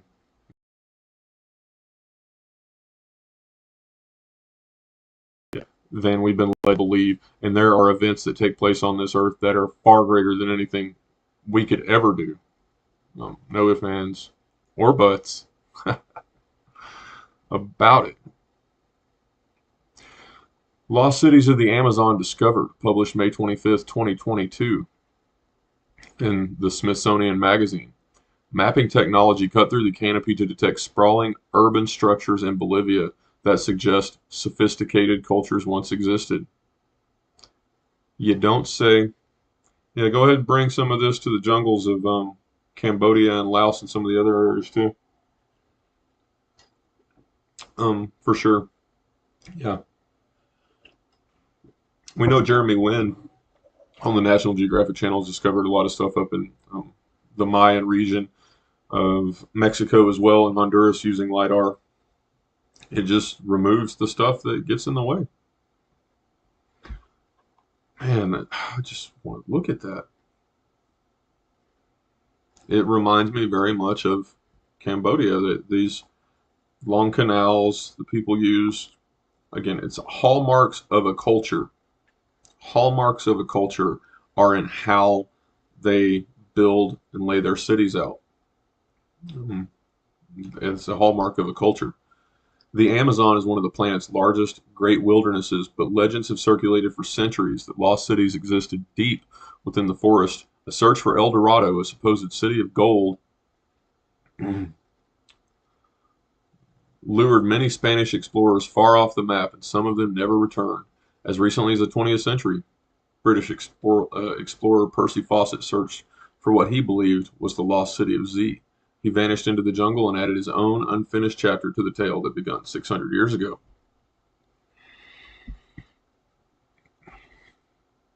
Now, the plot has taken a new twist, as scientists have discovered that ancient cities really did exist in the Amazon, and while urban ruins remain extremely difficult to find in thick, remote forests, a technology has helped change the game. Perched in a helicopter some 650 feet up, scientists use light-based remote sensing technology, LiDAR, to digitally deforest the canopy and identify the ancient ruins of a vast urban settlement around Llanos de Mojos in the Bolivian Amazon that was abandoned some 600 years ago. Climate change 600 years ago drove them to abandon their settlement, their civilization. Was it climate change? Was it pestilence? Was it all the above? Was it wars, famine? They all come hand in hand. The four horsemen. The new images reveal in detail a stronghold of the socially complex Kasarabi culture, 500 to 1400 Common Era, with urban centers boasting monumental platform and pyramid architecture, raised causeways connected to a constellation of suburban-like settlements which stretched for miles across a landscape that was shaped by a massive water control and distribution system with reservoirs and canals. The site described this week in Nature is the most striking discovery to suggest that the Amazon's rainforest quote, wilderness was actually heavily populated and in places quite urbanized for many centuries before recorded history of the region began. Let's see if we can find this area here. Bada bada bing, bada boom, boom, boom. Yeah, yeah, yeah. We're gonna go find us some ancient lost cities. Oh yeah. This is fun. I'm sorry. There's nobody in the chat room. Nobody to banter with. It doesn't look like anyone there tonight. Oh man, my typing is messed up.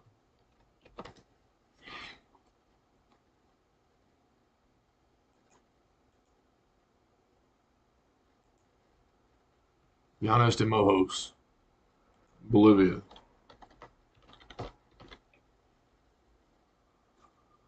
Oh no. Okay. All right.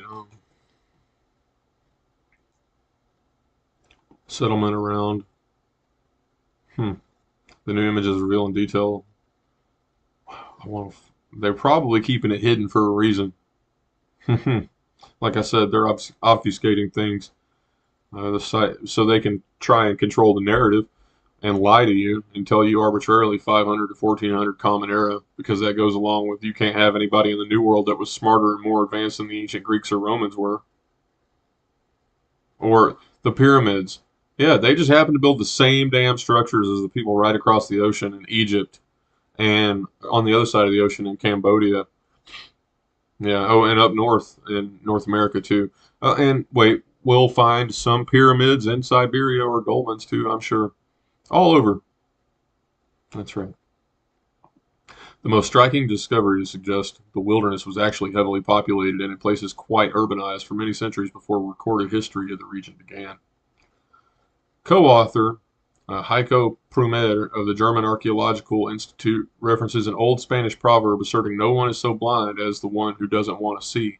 It's a myth that was created by Europeans who really spoke of a jungle and vast regions untouched by humans. So a lot of people didn't want to see there were archaeological sites here that merit exploration. So previous hands-on archaeological work and other remote sensing efforts have revealed hundreds of isolated sites across more than 1,700 square miles of the Llano de Mojos region, including settlements inhabited year-round by the Casabre who hunted, fished, and farmed. Some 600 miles of causeways and canals had also been identified, but the logistical challenges of mapping them in a remote tropical forest hampered efforts to connect the dots and see if or how they were all related to one another. Starfort, right there, boom. There you go, guys. There's Starfort. That's a perfect one. Holy shit. Landivar site. Okay, let me see if we can find that one.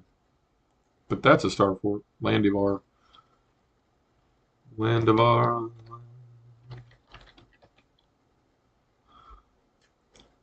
Let's try it. Huh? Huh? Yeah, we're pretty close. Right down there. Okay, all right.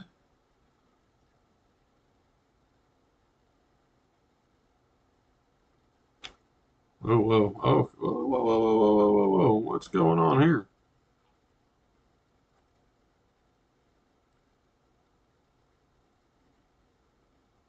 That's wild. Huh. Huh. Uh, I do declare. Well, there's another one of those roundabout thingies. Those are powerful vortexes, man. They put that right there, right in the the eddy, the center of it all. Whoa, look at that. Holy shenanigans. It's just concentric circles, guys. It looks like Atlantis, for crying out loud. Wow. Are you kidding me? And then one gigantic square in the middle. One big fort right in the middle. Fort within a fort. You think they built all this in the last 100 years or so? I'm inclined to think not. I mean, look at this. This is incredible. Are you freaking kidding me?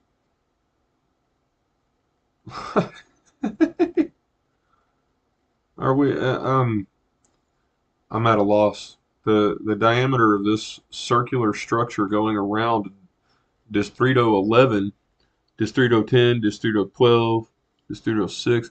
Maybe they built all of Bolivia in a crazy central planning out and around District 11, Municipal District 1, but uh, huh. Let's measure that and find out across just how far this is.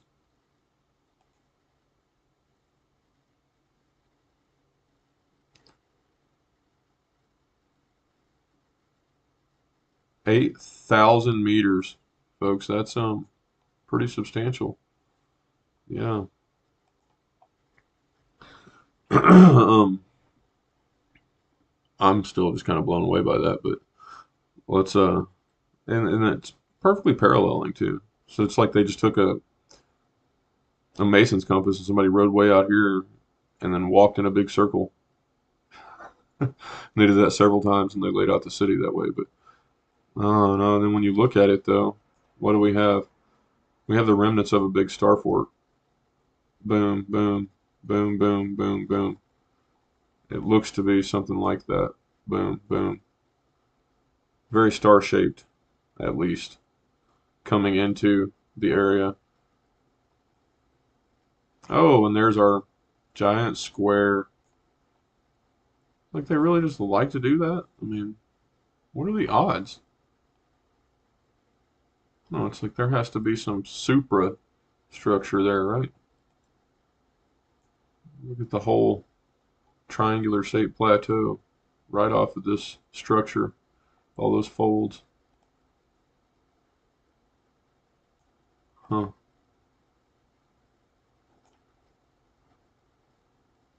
Ah, there we go. Looky here. What do we got going on here? Reserva Rio Oro Puerto. What is that? Are these tracks for future development out here? That's what we got going on. I think potentially that's what's happening. You get some development, but what's up with this?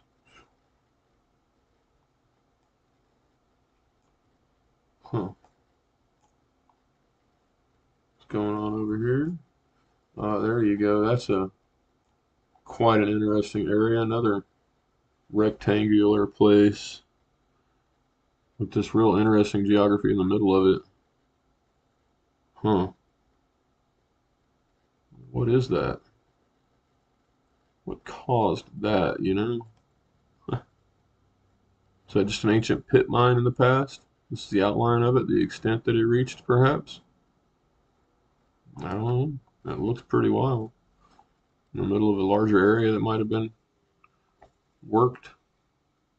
And you've got the arced shape that we saw in repeating fashion over in Siberia. Here's another arced shape. This right here could easily, and it extends outward from this location, forming like an arc and a delta. That's a powerful spot. Maybe this was all an inland lake at one point, too. Could have been. Looking at flood evidence, potentially.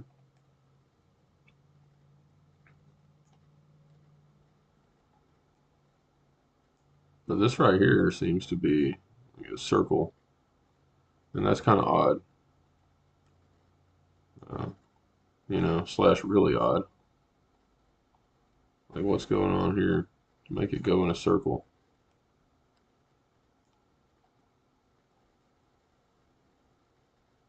Is that an ancient impact crater, perhaps? I don't know. You guys tell me what you think. What's causing this abrupt transition right here? And it is literally a big circle. Don't seem to be any reason for that unless it was made. Oh, why stop there and not keep going? Like this. Again, it seems to be older than whatever's built on top in the modern civilization stuff. This stuff seems to outweigh it. And here you've got the wave ripple effect looking things, um, just the same or similar to Siberia. All this was wash in. You've got a big, uh, well, triangular shaped plateau up here. Nature's fractaling big time on us, and it leads to this awesome lake. We'll add this one too, because it's going to be a place. I guarantee we're going to look around this spot right here. Um, the Parana River in Paraguay and find some ancient civilization too. In fact, I think Paraguay may be the land of the giants. So let's find out. Tierra del Fuego, the land of fire.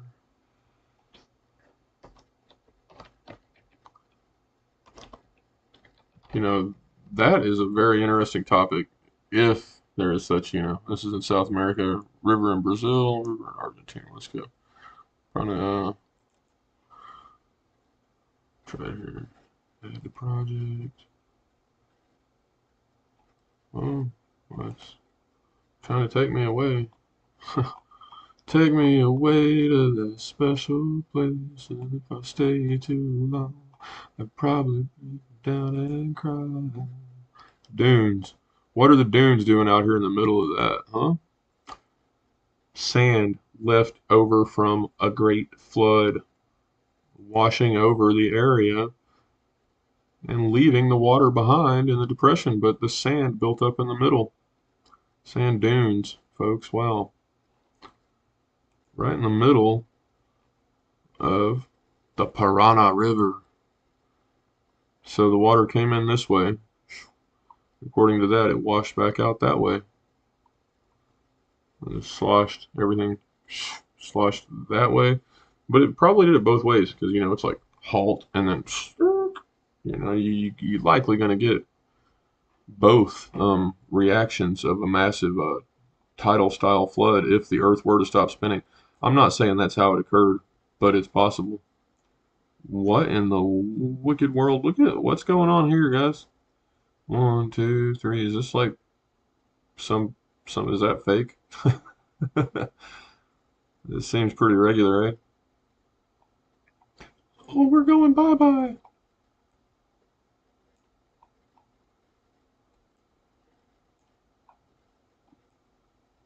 Okay, so looky there. Look at that. Big, beautiful, giant. Oh man. As you can see, just pushed straight up in there. And you got a quote drainage basin coming into it here. But that's a large lake. And then it comes down, Buenos Aires, Brazil. Right? Well, no. Buenos Aires? Is that Brazil? Huh. Well, that's a cool spot. I know that. Let's go down here and find us a star fort.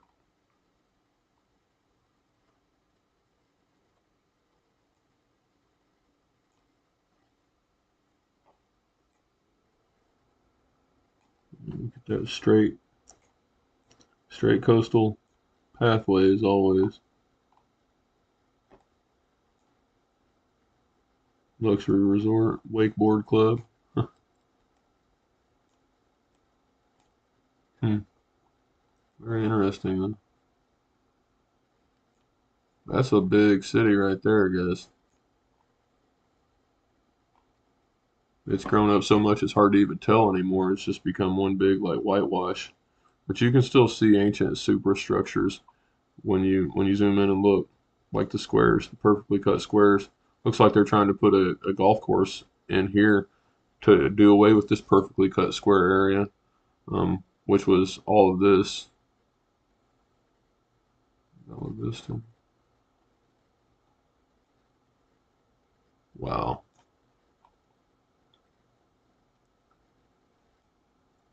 What's going on in the middle of the city here too? Look at that. Huh. Perfect sides to the starport. More sides. It, and I don't know. I'm just saying like starport because that's like a thing that people recognize, but it is very interesting. Look at this bay. Are you kidding me? Yeah, it looks to me like it took a pretty good impact from some waves right there in that concentric um, smushing of the coastline. There's nothing else that could explain this feature because the continent is supposed to be moving to the west. The only thing that could explain this type of feature is a gigantic tidal wave coming in from this direction. That's just me. Oh, and look at this giant circular feature here also. These big circular things seen from outer space.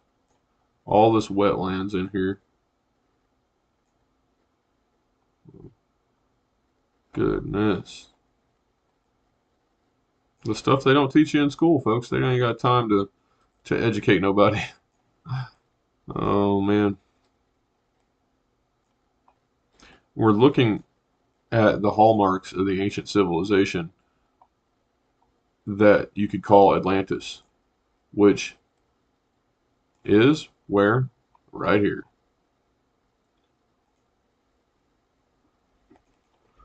Let's pull it up.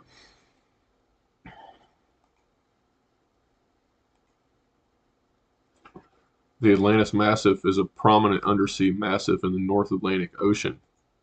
It's a dome-shaped region approximately 10 miles across, rising 14,000 feet from the seafloor. It's located at approximately 30 degrees latitude, 42 degrees, point 0.8 longitude, just east of the intersection of the Mid-Atlantic Ridge with the Atlantis Transform Fault. The highest point of the massif is around 700 meters beneath the surface. Here we go. This is what makes it fun. The Lost City hydrothermal vent field, often referred to simply as the Lost City, is an area of marine alkaline hydrothermal vents. Alkaline, healing water, hot, healing magic springs, folks.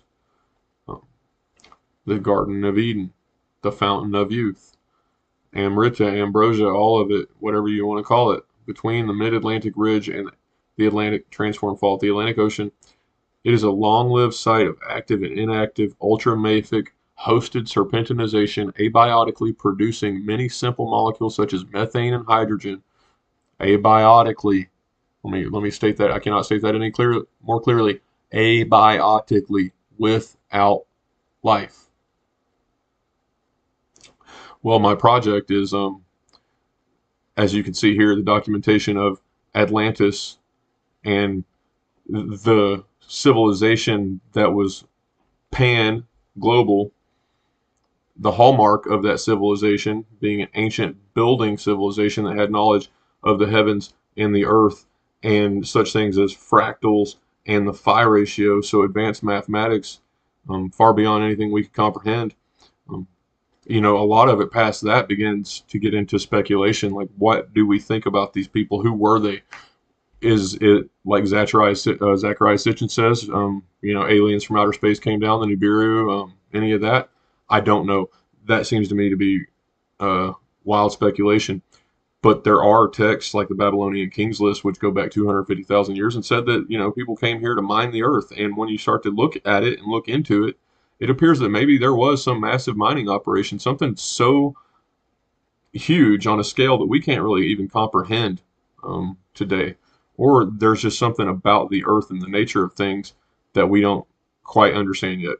But anyways, the Lost City hydrothermal vent field, the abyssal serpentines are a well-known source of rocks of abiotic gaseous hydrocarbons via the Fischer-Tropsch type reaction. So Fischer-Tropsch reaction is what the Germans used to make oil in World War II. Oil is natural, it's abundant, it's produced in an abiotic process, so is natural gas. Don't let them fool you into thinking that you've got to go all electric and all wind and all solar. No, no, and no, no, and no. The path forward to abundance is through recognizing the physics and the geology of Earth. And if you read, like I was reading out of the book The Expanding Earth by S. Warren Carey, he says that the physics and the geology have got a lot more advancing to do. And he wrote that book in 1976 about the expanding Earth. And S. Warren Carey is one of the people who came up with the plate tectonics theory. Later on in life, he had the epiphany to revise it and says that it's not right in its current form, the subduction and everything else. You have to look at, again, the fractal nature of the folding of the Earth and understand that it is expanding in a fractal nature. There's a great YouTube channel out there. I'll have to find one of his videos one day to show you, who overlays fractal geometry on the Earth and just kind of plays some cool music and it swings around. It's really cool. Okay, so it's found in serpentines, is postulated to be biogenic. So some of that, it says the inference is based mainly on three assumptions. So he's saying that the oil, people have claimed that it may be biogenic, or the carbons. He says that's false, and this is why. The Fischer-Tropsch process in nature does not yield oils. Hydrocarbons derive essentially from the thermal alteration of microbial molecules. The presence of biomarkers traditionally considered evidence of the biological origin of oils. Nevertheless, some lines of strong evidence disprove these accepted conventions. Lab experiments demonstrated that FTT can synthesize significant quantities of liquid hydrocarbons, oils, under conditions compatible with the deeper and more reduced level of serpentine-hosted hydrothermal systems. So just a little deeper and you really get the magic, the oil creation. Macromolecules generally thought to derive from microbial activity can be abiotically generated as documented in extraterrestrial bodies. There you go. This is a scientific paper I'll cite at the end here.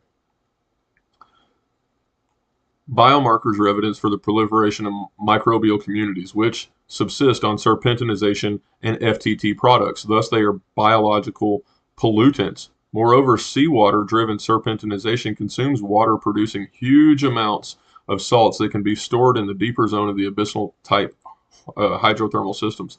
Thus, the origin of shallow-sided salt deposits, even gigantic in size, can be related to either the advective upwelling of hot hydrothermal brines due to the dehydration of abyssal serpentines, or to the passive upwelling of buoyant saline geobodies. Piercement structures are indeed seismically imagined in several localities, such as South Atlantic, the Gulf of Mexico, the Serpentine Belt extending from Cuba to Hispaniola, the North Sea Trench, and the Zagros orogenic belt. Similar lines of evidence at the microscopic scale have been found in some Hyblean serpentine xenoliths, southeastern Sicily, being representative of the metamorphosed in situ relic of the Paleotethys Ocean, upon which Sicily and its offshore areas, in spite of the accepted stereotype of hydrocarbons as fossil fuels, and hence finite resources, reduced carbon compounds abiotically produced in abyssal serpentines may be copious, protracted over time, and thus renewable. This comes from Abyssal Serpentines as Gigantic Factories of Marine Salts and Oil. Science Direct. You can go check it out yourself. Boom. It's all science, folks. And they call it fringe and they try to push it out, but there is no disproving it. It's common sense, just like with the expanding Earth. As the Earth expands, you get rifts and you get new areas of growth. You get bulges here and there. There has to be something going on in the inner Earth. Which brings me back to Athanasius Kircher and his book, which is profound. Literally, Mundus Subterraneus, which I am translating from Latin into English for humanity's benefit right now. And we're about 4 chapters in. Let's take a look here at some of the, there we go. This is all talking about physics and gravity and how It's related to the center of gravity and the Earth. He basically is just talking common sense to you so you can understand the spheroid Earth. This is a disprovement of the flat Earth theory, and I'm sure I'm going to get flack for that. It's not a ball. Okay, I'm not going there. Dealt with you guys enough. All right. I love you all though. Maybe you'll come to the conclusion that I'm right here by seeing the copious amounts of evidence that I'm going to present, and we'll keep going and keep going and keep going. Just look at this ancient interconnected civilization. Again, these lines all interconnect. This right here, I called the industrial zone, and you can zoom in and really see the horizontal, perfectly straight cut lines in the ocean floor. What could do that? And then there's no literature on this. They try and cover it up, dumb people down. Oh, you're just a conspiracy theorist or something. And no, things couldn't be further from the truth. Is there's something going on here a long time ago. I mean, look at that. And it goes clear down to Antarctica, coast of.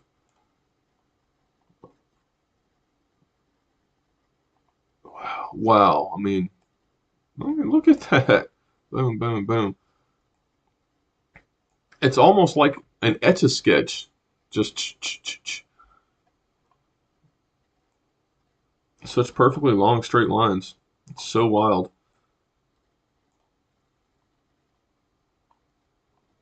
I don't know. You guys tell me what you think about some of this stuff. I think this area right here. Ooh, look at these. That's a powerful area. This is like akin to Mongolia right here.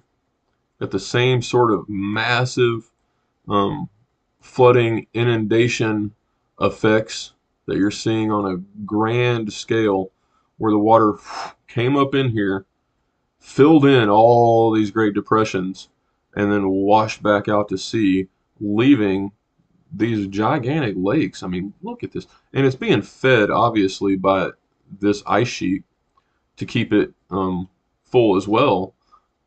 But we cannot deny the massive drainage evidence here. I mean, look at that from here to here. That's all one big washout. And you can truly see it from the macroscopic scale. When we go up here, let's just go down through these lakes, starting here, and go down and investigate, shall we? Right? It's a pretty damn clear circle. When you start investigating, this shit just blows your mind. You find them everywhere. Like, look right here. Here's another circle. Just found it right after you said it. This arc right here. So we can draw. We'll just do this. We'll make a cross so that everybody can see it. We'll go boom, boom, boom, boom, and then boom, boom, boom. It's like my kids with connected dots. I homeschool my youngins, and it's the best thing I think anyone could ever do for their kids.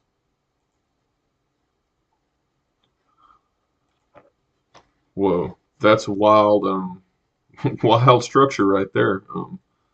Gigantic, gigantic circle in the Lago Posadas area. Lago Posadas area of South America. Just for short. I'm sorry, I'll get better at all this stuff I'm doing. Hopefully you guys enjoy what's going on right here, what's going down. You guys don't have to be clowns, and you don't have to frown to get down. Let's see this lake right here. I didn't never realized it was such a massive body of water up there. There's got to be places around this that are so close to heaven on earth. My God, probably why they're keeping it secret from everybody. Lago Graal, The Grail Lake, Carrera, Buenos Aires. Okay, Puerto Rey. So let's look that up and add it to the project.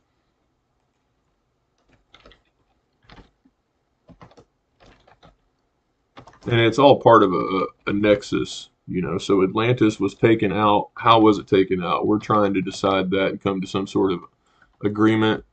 Graham Hancock and others like let's see, Randall Carlson, Andrew Collins, many others have proposed cometary impacts and different scenarios as to what brought about the end of the last ice age. But there's no real like sure thing, you know. Whoa, my God, that looks coolish. Wow, that we gotta go look at those pictures. That looks so freaking cool, man. Earth is magic. It really is. It's so magical. And just like that, you know, you Puerto Crystal, add to project. Woo! General Carrera, Buenos Aires. Look at that. My God. Just bask in the beauty for a minute. I'm a cool colors guy. I love me some cool colors. Marble Caves. Yeah, we're definitely have to include that. Add to project. Yes. Okay. Oh, they would be right there at a star fort. Look at that straight line, edge. And this whole area, this whole valley looks like it was flooded. This entire place right here, in my guesstimation, was once not flooded. And it is flooded now, obviously. Uh, wow. And if you sequester a lot of the moisture back into glaciers and put it all back up here on the mountain, the water level will go back down pretty substantially too. So it's a double whammy these people got hit with. You got the melting effect, and whew, that's a beautiful area though. Um, the melting effect as well as the inundation effect. And yet, I believe these are fresh water, so you've had enough time. The saline ones, I think, are heavily serpentinized. They got extra salt because of the process of serpentinization may be occurring deep down in the bottom of some of those lakes. Uh, just like at Lake Baikal, at the bottom of it, it's leaking hydrocarbons, and we'll look at that in a second. I'm actually curious about these lakes and if they have any serpentinization. We might have to look that up, huh? It's a new science, though. Again, this is a new science. So when you ask for um, references and sources and all that stuff, and you expect it to be easily gotten, don't, because it's not. The sources are there. There's plenty of people that have discussed it and discovered it. However, it's extremely suppressed. Like, what is this? I mean, everywhere you look around Earth, you just find ancient sites. I mean, that might be like somebody's farm right there. It's pretty sweet. This is like maybe an old airstrip or something at a giant ranch. But that's a long airstrip. And then, whoa, look at this. What in the world? Who built that? Like, what? Are you kidding me? That is so cool. There must be some really wild currents and circulations in these lakes too. Can only imagine. It's an ancient flat top structure. Could very well have been manipulated by the man. It's so odd. This whole like valley right here appears to have been flooded and washed out at one point in time too. But it's coming right out of the mountains. Lago Brown. Hey, Lago. Add to project. Hmm. We keep adding to the project, guys. It's awesome. Thank you. Uh, we're gonna keep going. I mean, it's these. This is some of the prettiest blue I've ever seen in my life, That means there's got to be a lot of sand there, like white sand. And why would there be a lot of sand up here on the top? Like this whole mountain looks like just sand, honestly. Lago Azara, Lago Belgrano. Sand is the lightest sediment, the lightest silt. So by the time a massive wave moved all the way across the continent and it gets up to the very highest part of the land, the only sediment that it's got in the silt load or in its load, I think by that point, is the lightest stuff, the sand, the silt. So it gets up there and it dumps massive deposits of sand. That's what you're looking at. So when these glaciers are melting, it looks like there's just massive amounts of like, sand and stuff underneath them too. Lago Belgrano. Yeah, the globe is glitching.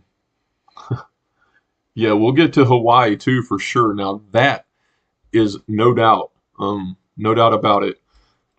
Was connected to Mu and Atlantis as well, and the ancient kings, um, the Kamehameha, Kamehameha. That's from Dragon Ball Z, but the Big Kahuna. So it's all related, and Dragon Ball Z is talking about the Earth too, and the Dragon Balls. The Dragon Balls are the location around the Earth where you can survive this cataclysm if it ever occurs. The few gems, precious gems, where everything that you need is provided for you: fresh water, security and shelter in the form of caves, altitude to keep and height to keep from getting you know flooded out. But here in this is all I think getting into what's used to be known as Tierra del Fuego. But you can see the sea cut through, and you almost have complete passageway from the Pacific Ocean all the way to the Atlantic, right through here. You're looking at maybe a continental divide right along this big circular structure. Um, and then, well, looky there, another circle. Are you kidding me? I'm going to go ahead and highlight that one too. Um, this is uncanny, and you guys are getting it real time, folks. Now, the mainstream quote, whatever out there is not going to be catching on to this stuff for a number of years. So it's just the way it is. What is this? I'm safe. Um, I'm at a loss, honestly. And it's got Lago Cardiel dead smack in the middle of it. Lago Cardiel. Circular, drainage. That's about all I think I could describe it as. If it's a drainage, but how is it so stinking circular? I guess that's what a sink is. You know, water swirls. So maybe just over time in this, uh, it just carved out a hole. But I'm telling you that seems kind of like the circles we were looking at Atlantis, huh? One bigger one and one smaller one. Uh, let's add Lake Lago Cardiel to our project also. Well, we should. Oh yeah, I got to put it in up here. My learning curve has been steep the last couple of days. I've been avoiding doing this for years, to be honest with you. I had a lot of anxiety about it, presenting it and putting it out there, but I had to realize I don't give a fuck. No one can judge me. This is my work. This is my passion. This is my life. You can take it or fucking leave it. And the fact that I'm doing it and giving so much effort is awesome. For me, that's just me patting myself on the back, giving the rah rah speech. But that's what I had to do to get back in the saddle again. To get back in the saddle again. It feels good though. I was so stoked when I broke what I'm calling my writer's block. That lasted more or less for years, and just similar to how it happened the last time I had like my transformation and urge to create. It was all of a sudden in a wicked burst, just like balls to the wall, 90 to nothing. You can't stop me. I'm gonna figure it out. And I've kind of got that feeling back again. I think it has something to do with the sun, honestly. I'm very, very in tune with the sun. Like, look at this structure right here. What in the heck? Got a big S in the dome, and then the dome in the middle. What's going on here? Oh, wow. Folks, what is this? Another circle. I guess we've got just circles and circles. And circles, and here's more circles right here. The Earth is definitely glitching out tonight, folks. It's a big D. Somebody smiling at me. This one is pretty interesting. I wonder what is down here, if it says something. Besides the ancient civilization, it looks like a perfect place to put your homes, huh? Right there, I'm guessing. Right there, right there. Look at these. Are these cenotes? Are they high or are they low? Because that's sometimes hard to tell unless you get a topographical map. There we go. Okay, 3D. If you get a topographical map, then sometimes you can tell, but wow, this structure right here is just gnarly. I mean, what did this? Any ideas? You guys have any ideas as to what could create such a geological feature? I'm all ears. I really am. This is a river, and it's sinusoidal or snaking back and forth. Could this have been turned into something similar to a river at one point in time? Like, did it become sort of liquid? Because you look, and this whole line right here seems to be connected.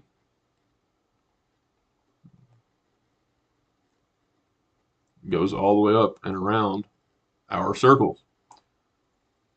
I'm just kind of at a loss for that. And then El Calafate down here, again, the most beautiful blue water you could ever see in your life. Estancia El Condor. The stance of the condor, huh? Look at that. In case you ever need some place to run away, folks. I don't think that they're going to find you down here. You might find yourself, though. Warning.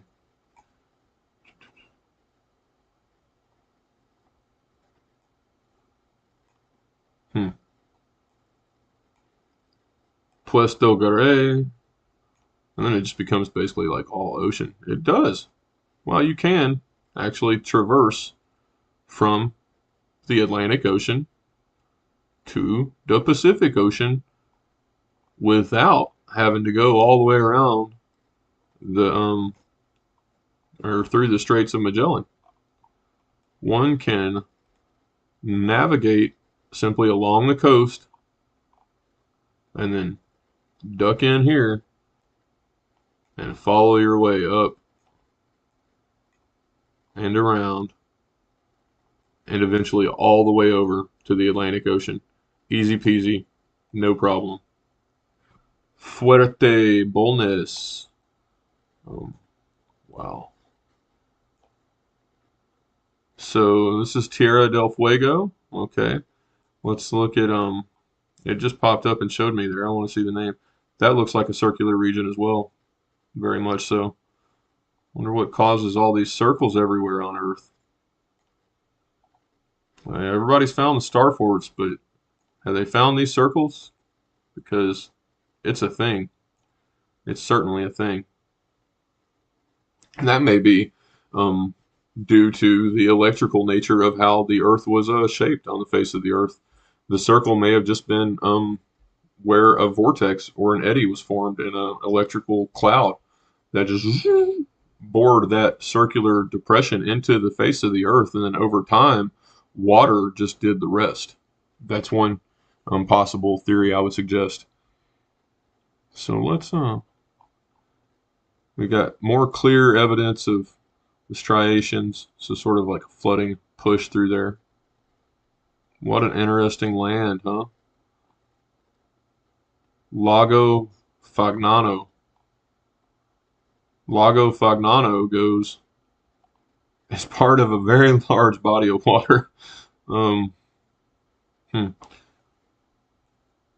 Yeah, this whole thing down here sort of looks just, it's got like this foreboding end of the world sense to it.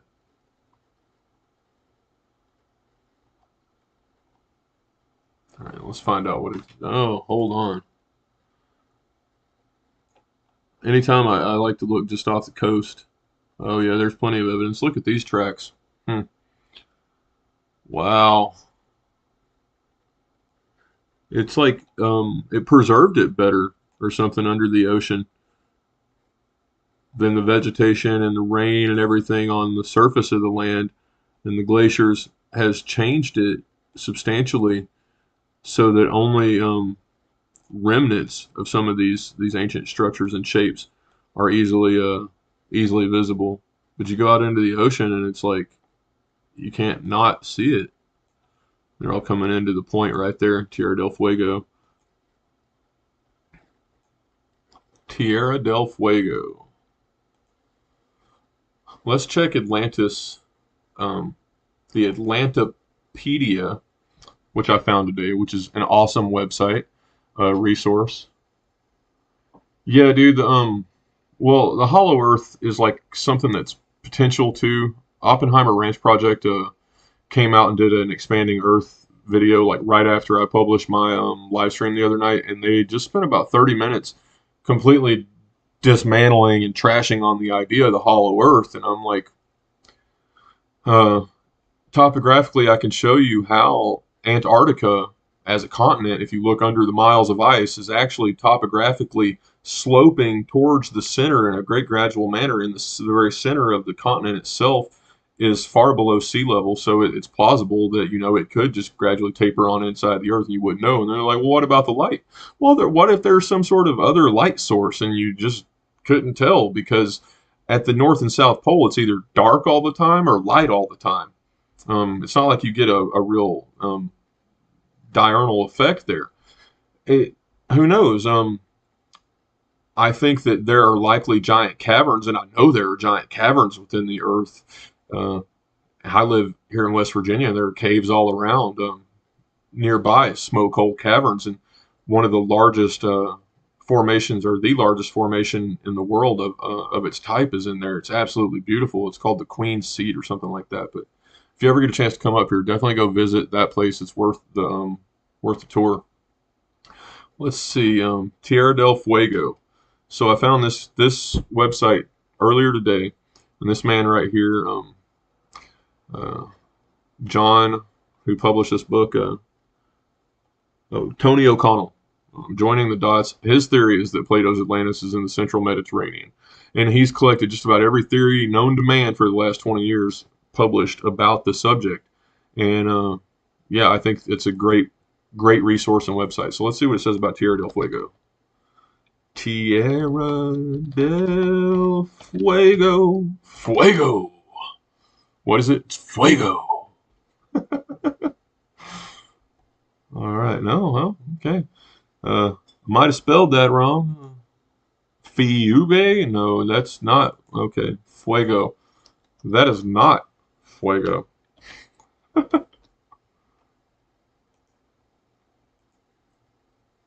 Tierra del Fuego. Okay.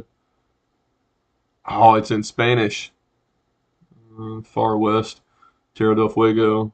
Wait, from the Atlantic to the Americas, from Tierra del Fuego to, but they all correspond to a geographical indication. Posted December 1st, 2012 by Tony in Archives. So let's go on a bigger wild goose chase, shall we?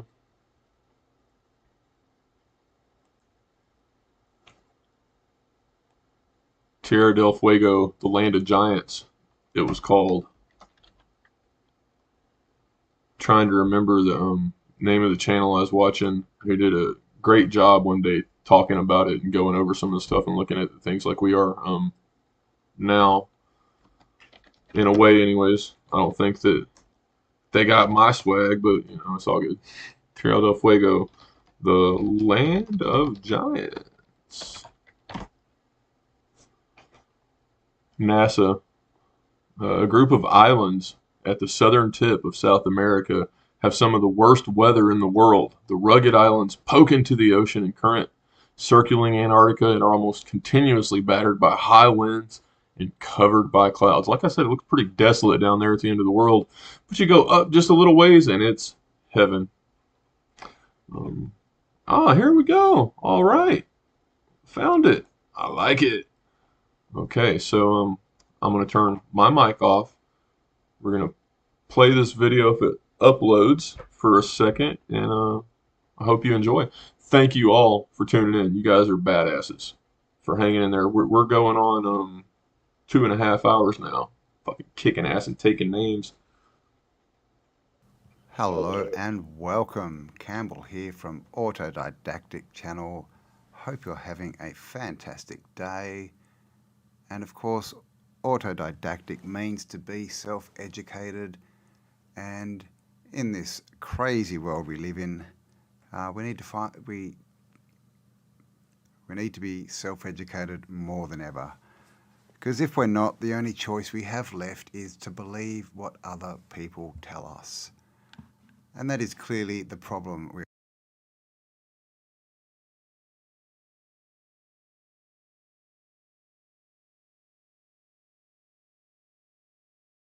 we are facing at the moment. And so what I wanted to look at today is the South, the Antarctic, and some land masses that appear on many old maps but seem to have disappeared, and we're told that they never existed.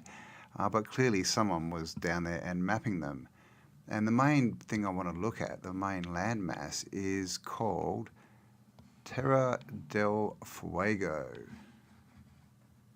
And Terra del Fuego literally translates to the land of fire, which is kind of interesting when you look at where it is. It is literally where we are told Antarctica is, and we are told Antarctica is frozen, not a land of fire. And on this map, there's no, volcanoes or anything. There's nothing that's hinting at any other cause of, it being called the land of fire. So, what is going on here? Let's jump in and have a look at the land of fire, Terra del Fuego.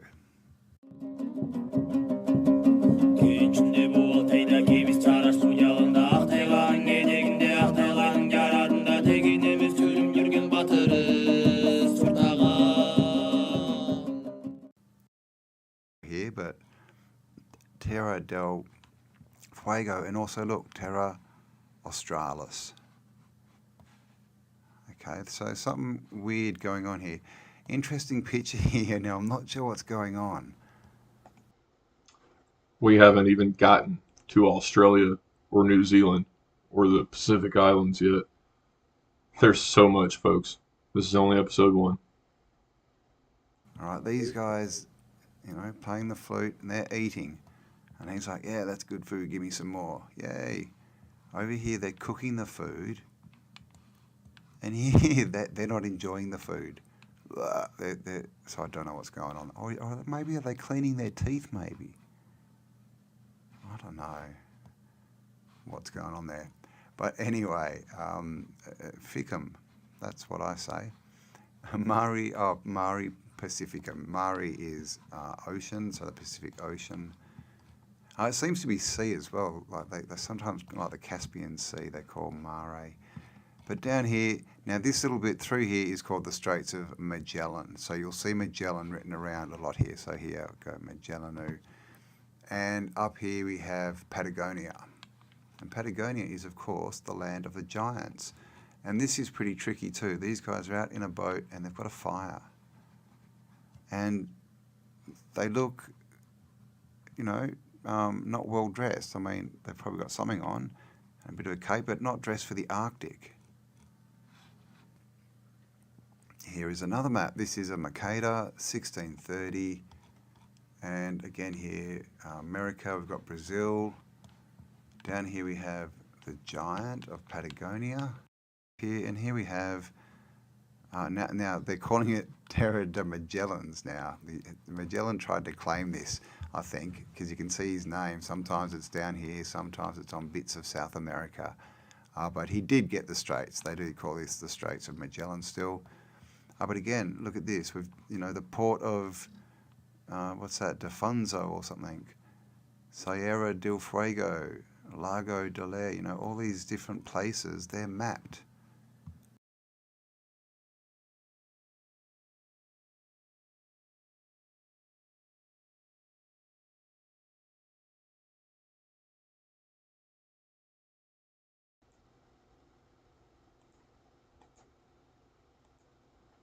All right, folks. Now let's continue.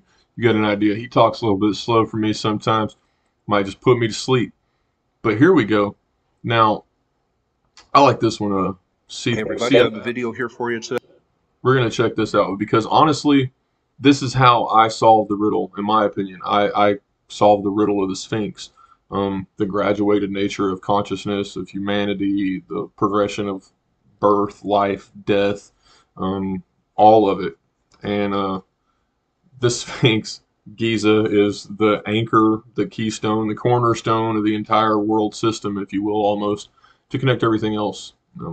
Now there is so much else out there that we're just beginning to discover, which makes it awesome. But we have some good starting points. So I hope you enjoyed this one a little bit. I don't think we're going to go through the whole 15 minutes, but we'll skip through and watch. Oh, here we go. He's on it. Good. Thank you all so much for tuning in, man. Today. Now, I hinted at this one in my last video. Atlantis has been the topic of a lot of conversation lately. There has been a lot of theories out there, and most of those theories use Plato as a guide to try to find it, and I just think it's kind of a lesson in futility. Plato's part fable, where does truth end and fiction start? So I have never really attempted to say, hey, this is Atlantis, and how can you even say that with a straight face? This is for sure Atlantis. Well, I think that is kind of laughable. I have had requests, and I have stated... Hey, I can say for sure. No, I agree with them. We can't say for certain, but I have such a strong feeling, when you follow things synchronistically and one thing leads to another like dominoes, it just all becomes manifest and clear. Then I wasn't trying to fit the the piece in the puzzle, so to speak. I found out that I had a piece of a puzzle and it started fitting with other pieces until the entire puzzle became visible. That's really how I feel about it. So, okay, today we're going to give it a shot, not through the words of Plato, but through the monuments on the Giza Plateau, some ancient text, Ignatius Donnelly, some work of Danny Wilton, and I'm just going to try to tie a lot of loose strings together. But the Egyptians, did they come from Atlantis? Well, it's not called Atlantis in their ancient text, but the story matches Plato's. Now, I have never gone in search of Atlantis, and this is just something that has been slowly adding up piece by piece to me in order to make this video. I don't like to go out on the crazy train a lot. I like my videos to be based on evidence, ancient texts, some stuff that we can say is tangible. Atlantis, well, I'm going to give it my best shot today. And the best way, I've said this before, the best way to solve a mystery isn't to dive right in and try to find an answer. It's just to study everything you can know about a certain thing and then let the answer just present itself, and when it does, you'll know it. Now, I haven't gone in search of any answers about Atlantis through the Egyptians, but stuff is just kind of presenting itself when I'm looking into other stuff, and I can't ignore it. So I'm going to talk about it today. This is just a slight possibility, but a possibility based on some real evidence and stuff that isn't out of the realm of possibility. But the monument we call the Sphinx today, it has a lot of very ancient names. The Lord of Terror is one of them. It was the guardian of the necropolis. Whatever this was in its original form, I think it was Anubis. It was meant to scare people away from the sacred site. And everybody is concentrating on what he is looking at on the spring equinox in the horizon. But I think we're missing something just as important. But the Sphinx by the Egyptians is called Horiketi, the Horus of the two horizons. Horus was the god of the rising and setting sun. So that says the rising and setting sun were just as important. Everybody's concentrating on what he is facing due east, the rising sun on the spring equinox. Well, the setting sun on the spring equinox would be just as important. But Horiketi was just a simple way of saying that this monument tracked the sun from the time it rose in the east till it set in the west. But the hieroglyphic symbol here for Horiketi, man, when I saw this, my memory went back to a few years ago. But here is the hieroglyph for Horiketi. And when I saw this, my mind went back about 3 years ago to a video I made about a symbol that appears to be on part of the main structure of the Great Pyramid. In the few years since, I have come to get a kind of a grasp of them, and especially the ancient and oldest and important ones. This just seemed to be an aspect of the god. It tracked the sun from sunrise to sunset. And this here is the Akhet symbol, hieroglyph, and that is one of the most ancient and most important in Egypt. Now here is the entrance to the Great Pyramid where they hacked away some stones. And actually, I think this might have been where they found their way out. But I have said that we don't have any hieroglyphs at all in the Great Pyramid. But I made a video about this about 3 years ago. There seems to be one ancient symbol here near the entrance. This looks identical to the Akhet hieroglyph. The Akhet symbol means the sun setting on the horizon. But when I looked at this for the first time in a few years, there wasn't any figuring out for me. I just read it based on all I know about hieroglyphs. This is the sun setting on the horizon glyph, but when it is displayed in a triangle, it's clear. This is a determinative. It tells you how to take it. This is the sun setting on the horizon of the mountain. Now here's a paper I was reading a few months ago, and this just kind of started to make sense to me. This is about how each face of the pyramid represents a different part of the day. The eastern face here, sunrise obviously. The southern face is all about the day journey of the sun across the sky. But this is about pyramidions that were found in their original position, and you can determine the faces and what each face meant as far as what part of the day or night. And it says here, on the upper register of the western face, the representation of the solar boat is replaced by a large sun disk resting upon the horizon, which represents here more exactly the western mountain of sunset.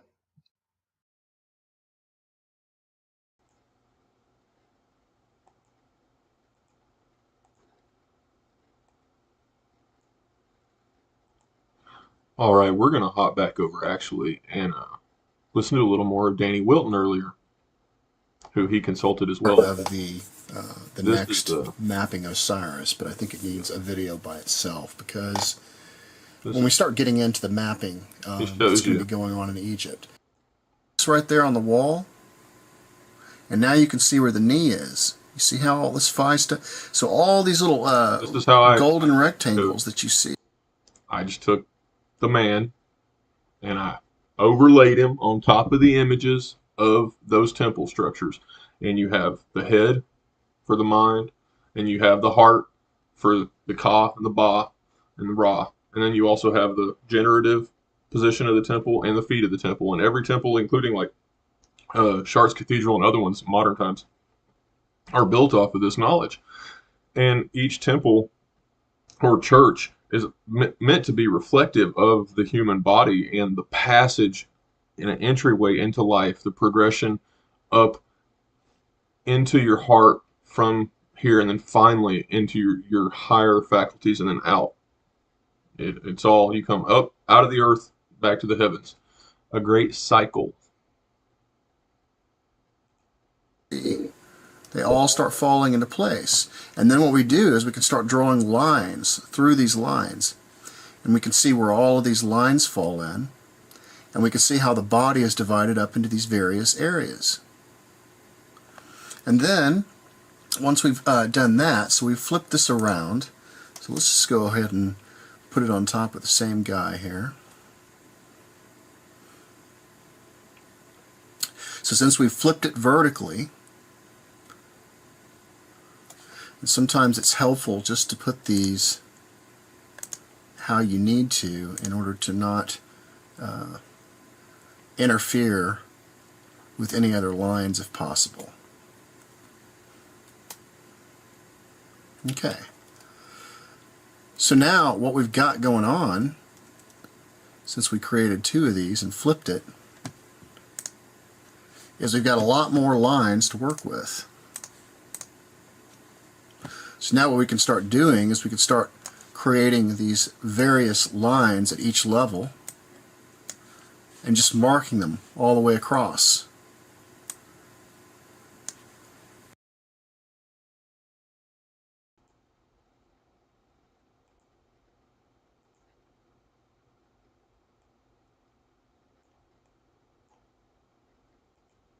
Okay, class, I myself gotta go try this out. Let's go.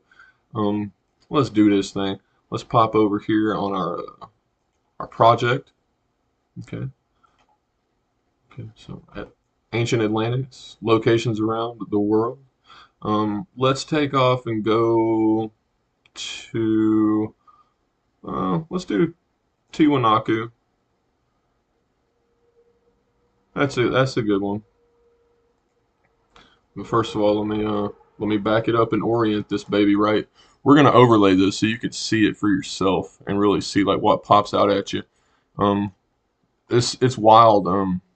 The third eye.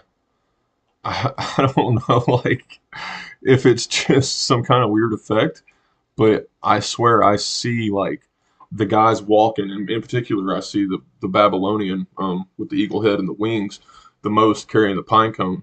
That's my homeboy. He's got his mushroom bag and his pine cone, and he's telling you, you know, what mysteries you need to take to expand your mind and consciousness and achieve the diamond light body of immortality. You know, all that. Nothing too big.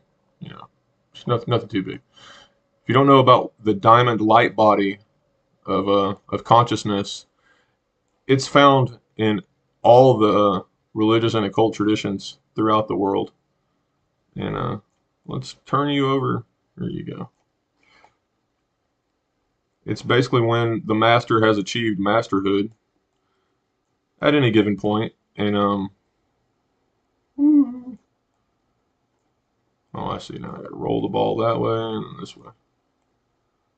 We're playing with the ball, and people freak out over that too. They're like, "It's all evil. It's all the occult, and it's all wrong." And I'm like, there's so many different um, dogmas out there that people associate it with and get attached to different types of cults. Sorry, that's what they are.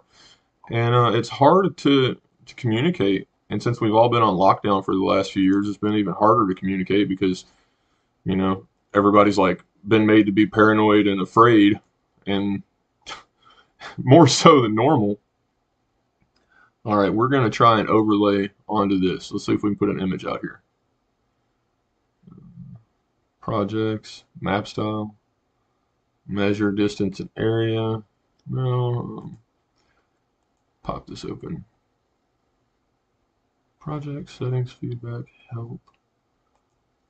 Oh, well, I used to be able to populate an image on the screen here on Google Earth, and then you could manipulate its opacity and just fit it perfectly. But just to give you the heads up, this right here, that's the pineal gland of the man. See the head? This is the heart right here. And it's perfect phi ratio. Um, just spiral out, baby. I wish I could play Tool right now without getting a copyright strike. And then you go right down the spine, and that would be the base of the structure here. There you have it, folks. It also he uh, sort of looks like he's got maybe some wings or something on. This one is very robotic looking to me almost. Now let's check out Mexico City and look at that one too from a different perspective. Now that you know what you're looking at, you can identify it. Let's see.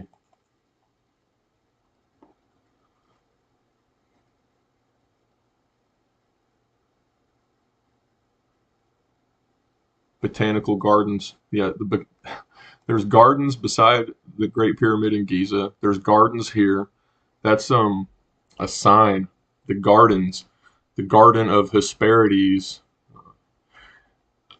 the powers that be. I don't even want to use certain language. It's kind of weird, to think of it in any odd way, but there are very smart people in the world, like high level magicians. The I see him plain as day. Here's some wings back here. Here's his head, his hand holding out the offering, his body and his heart right there. And you got to go down. There's the foot. There's the back foot. You just draw him in. You see the back leg, the head, the eagle head, the offering, some wings. If I overlay the image, you can really make it out like really super good. This is the Avenue of the Dead. This is where the souls depart. And as you can see, this is not oriented north and south like the others. And in fact, it may have the pyramids are oriented just like this. So this is built with purpose. The pyramids are the base at Great Pyramids of Giza, I think, are the base. That plateau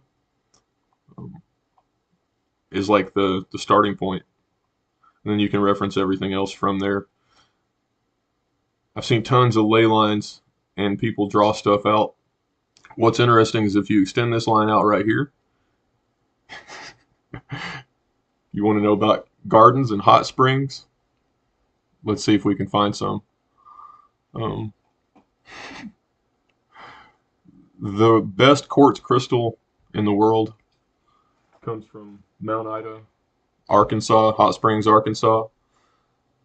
I'm from Murfreesboro, Arkansas, where we have natural diamonds. Uh, the diamond mine, the largest diamond ever found in North America, came from our town. You can go there and mine them yourself.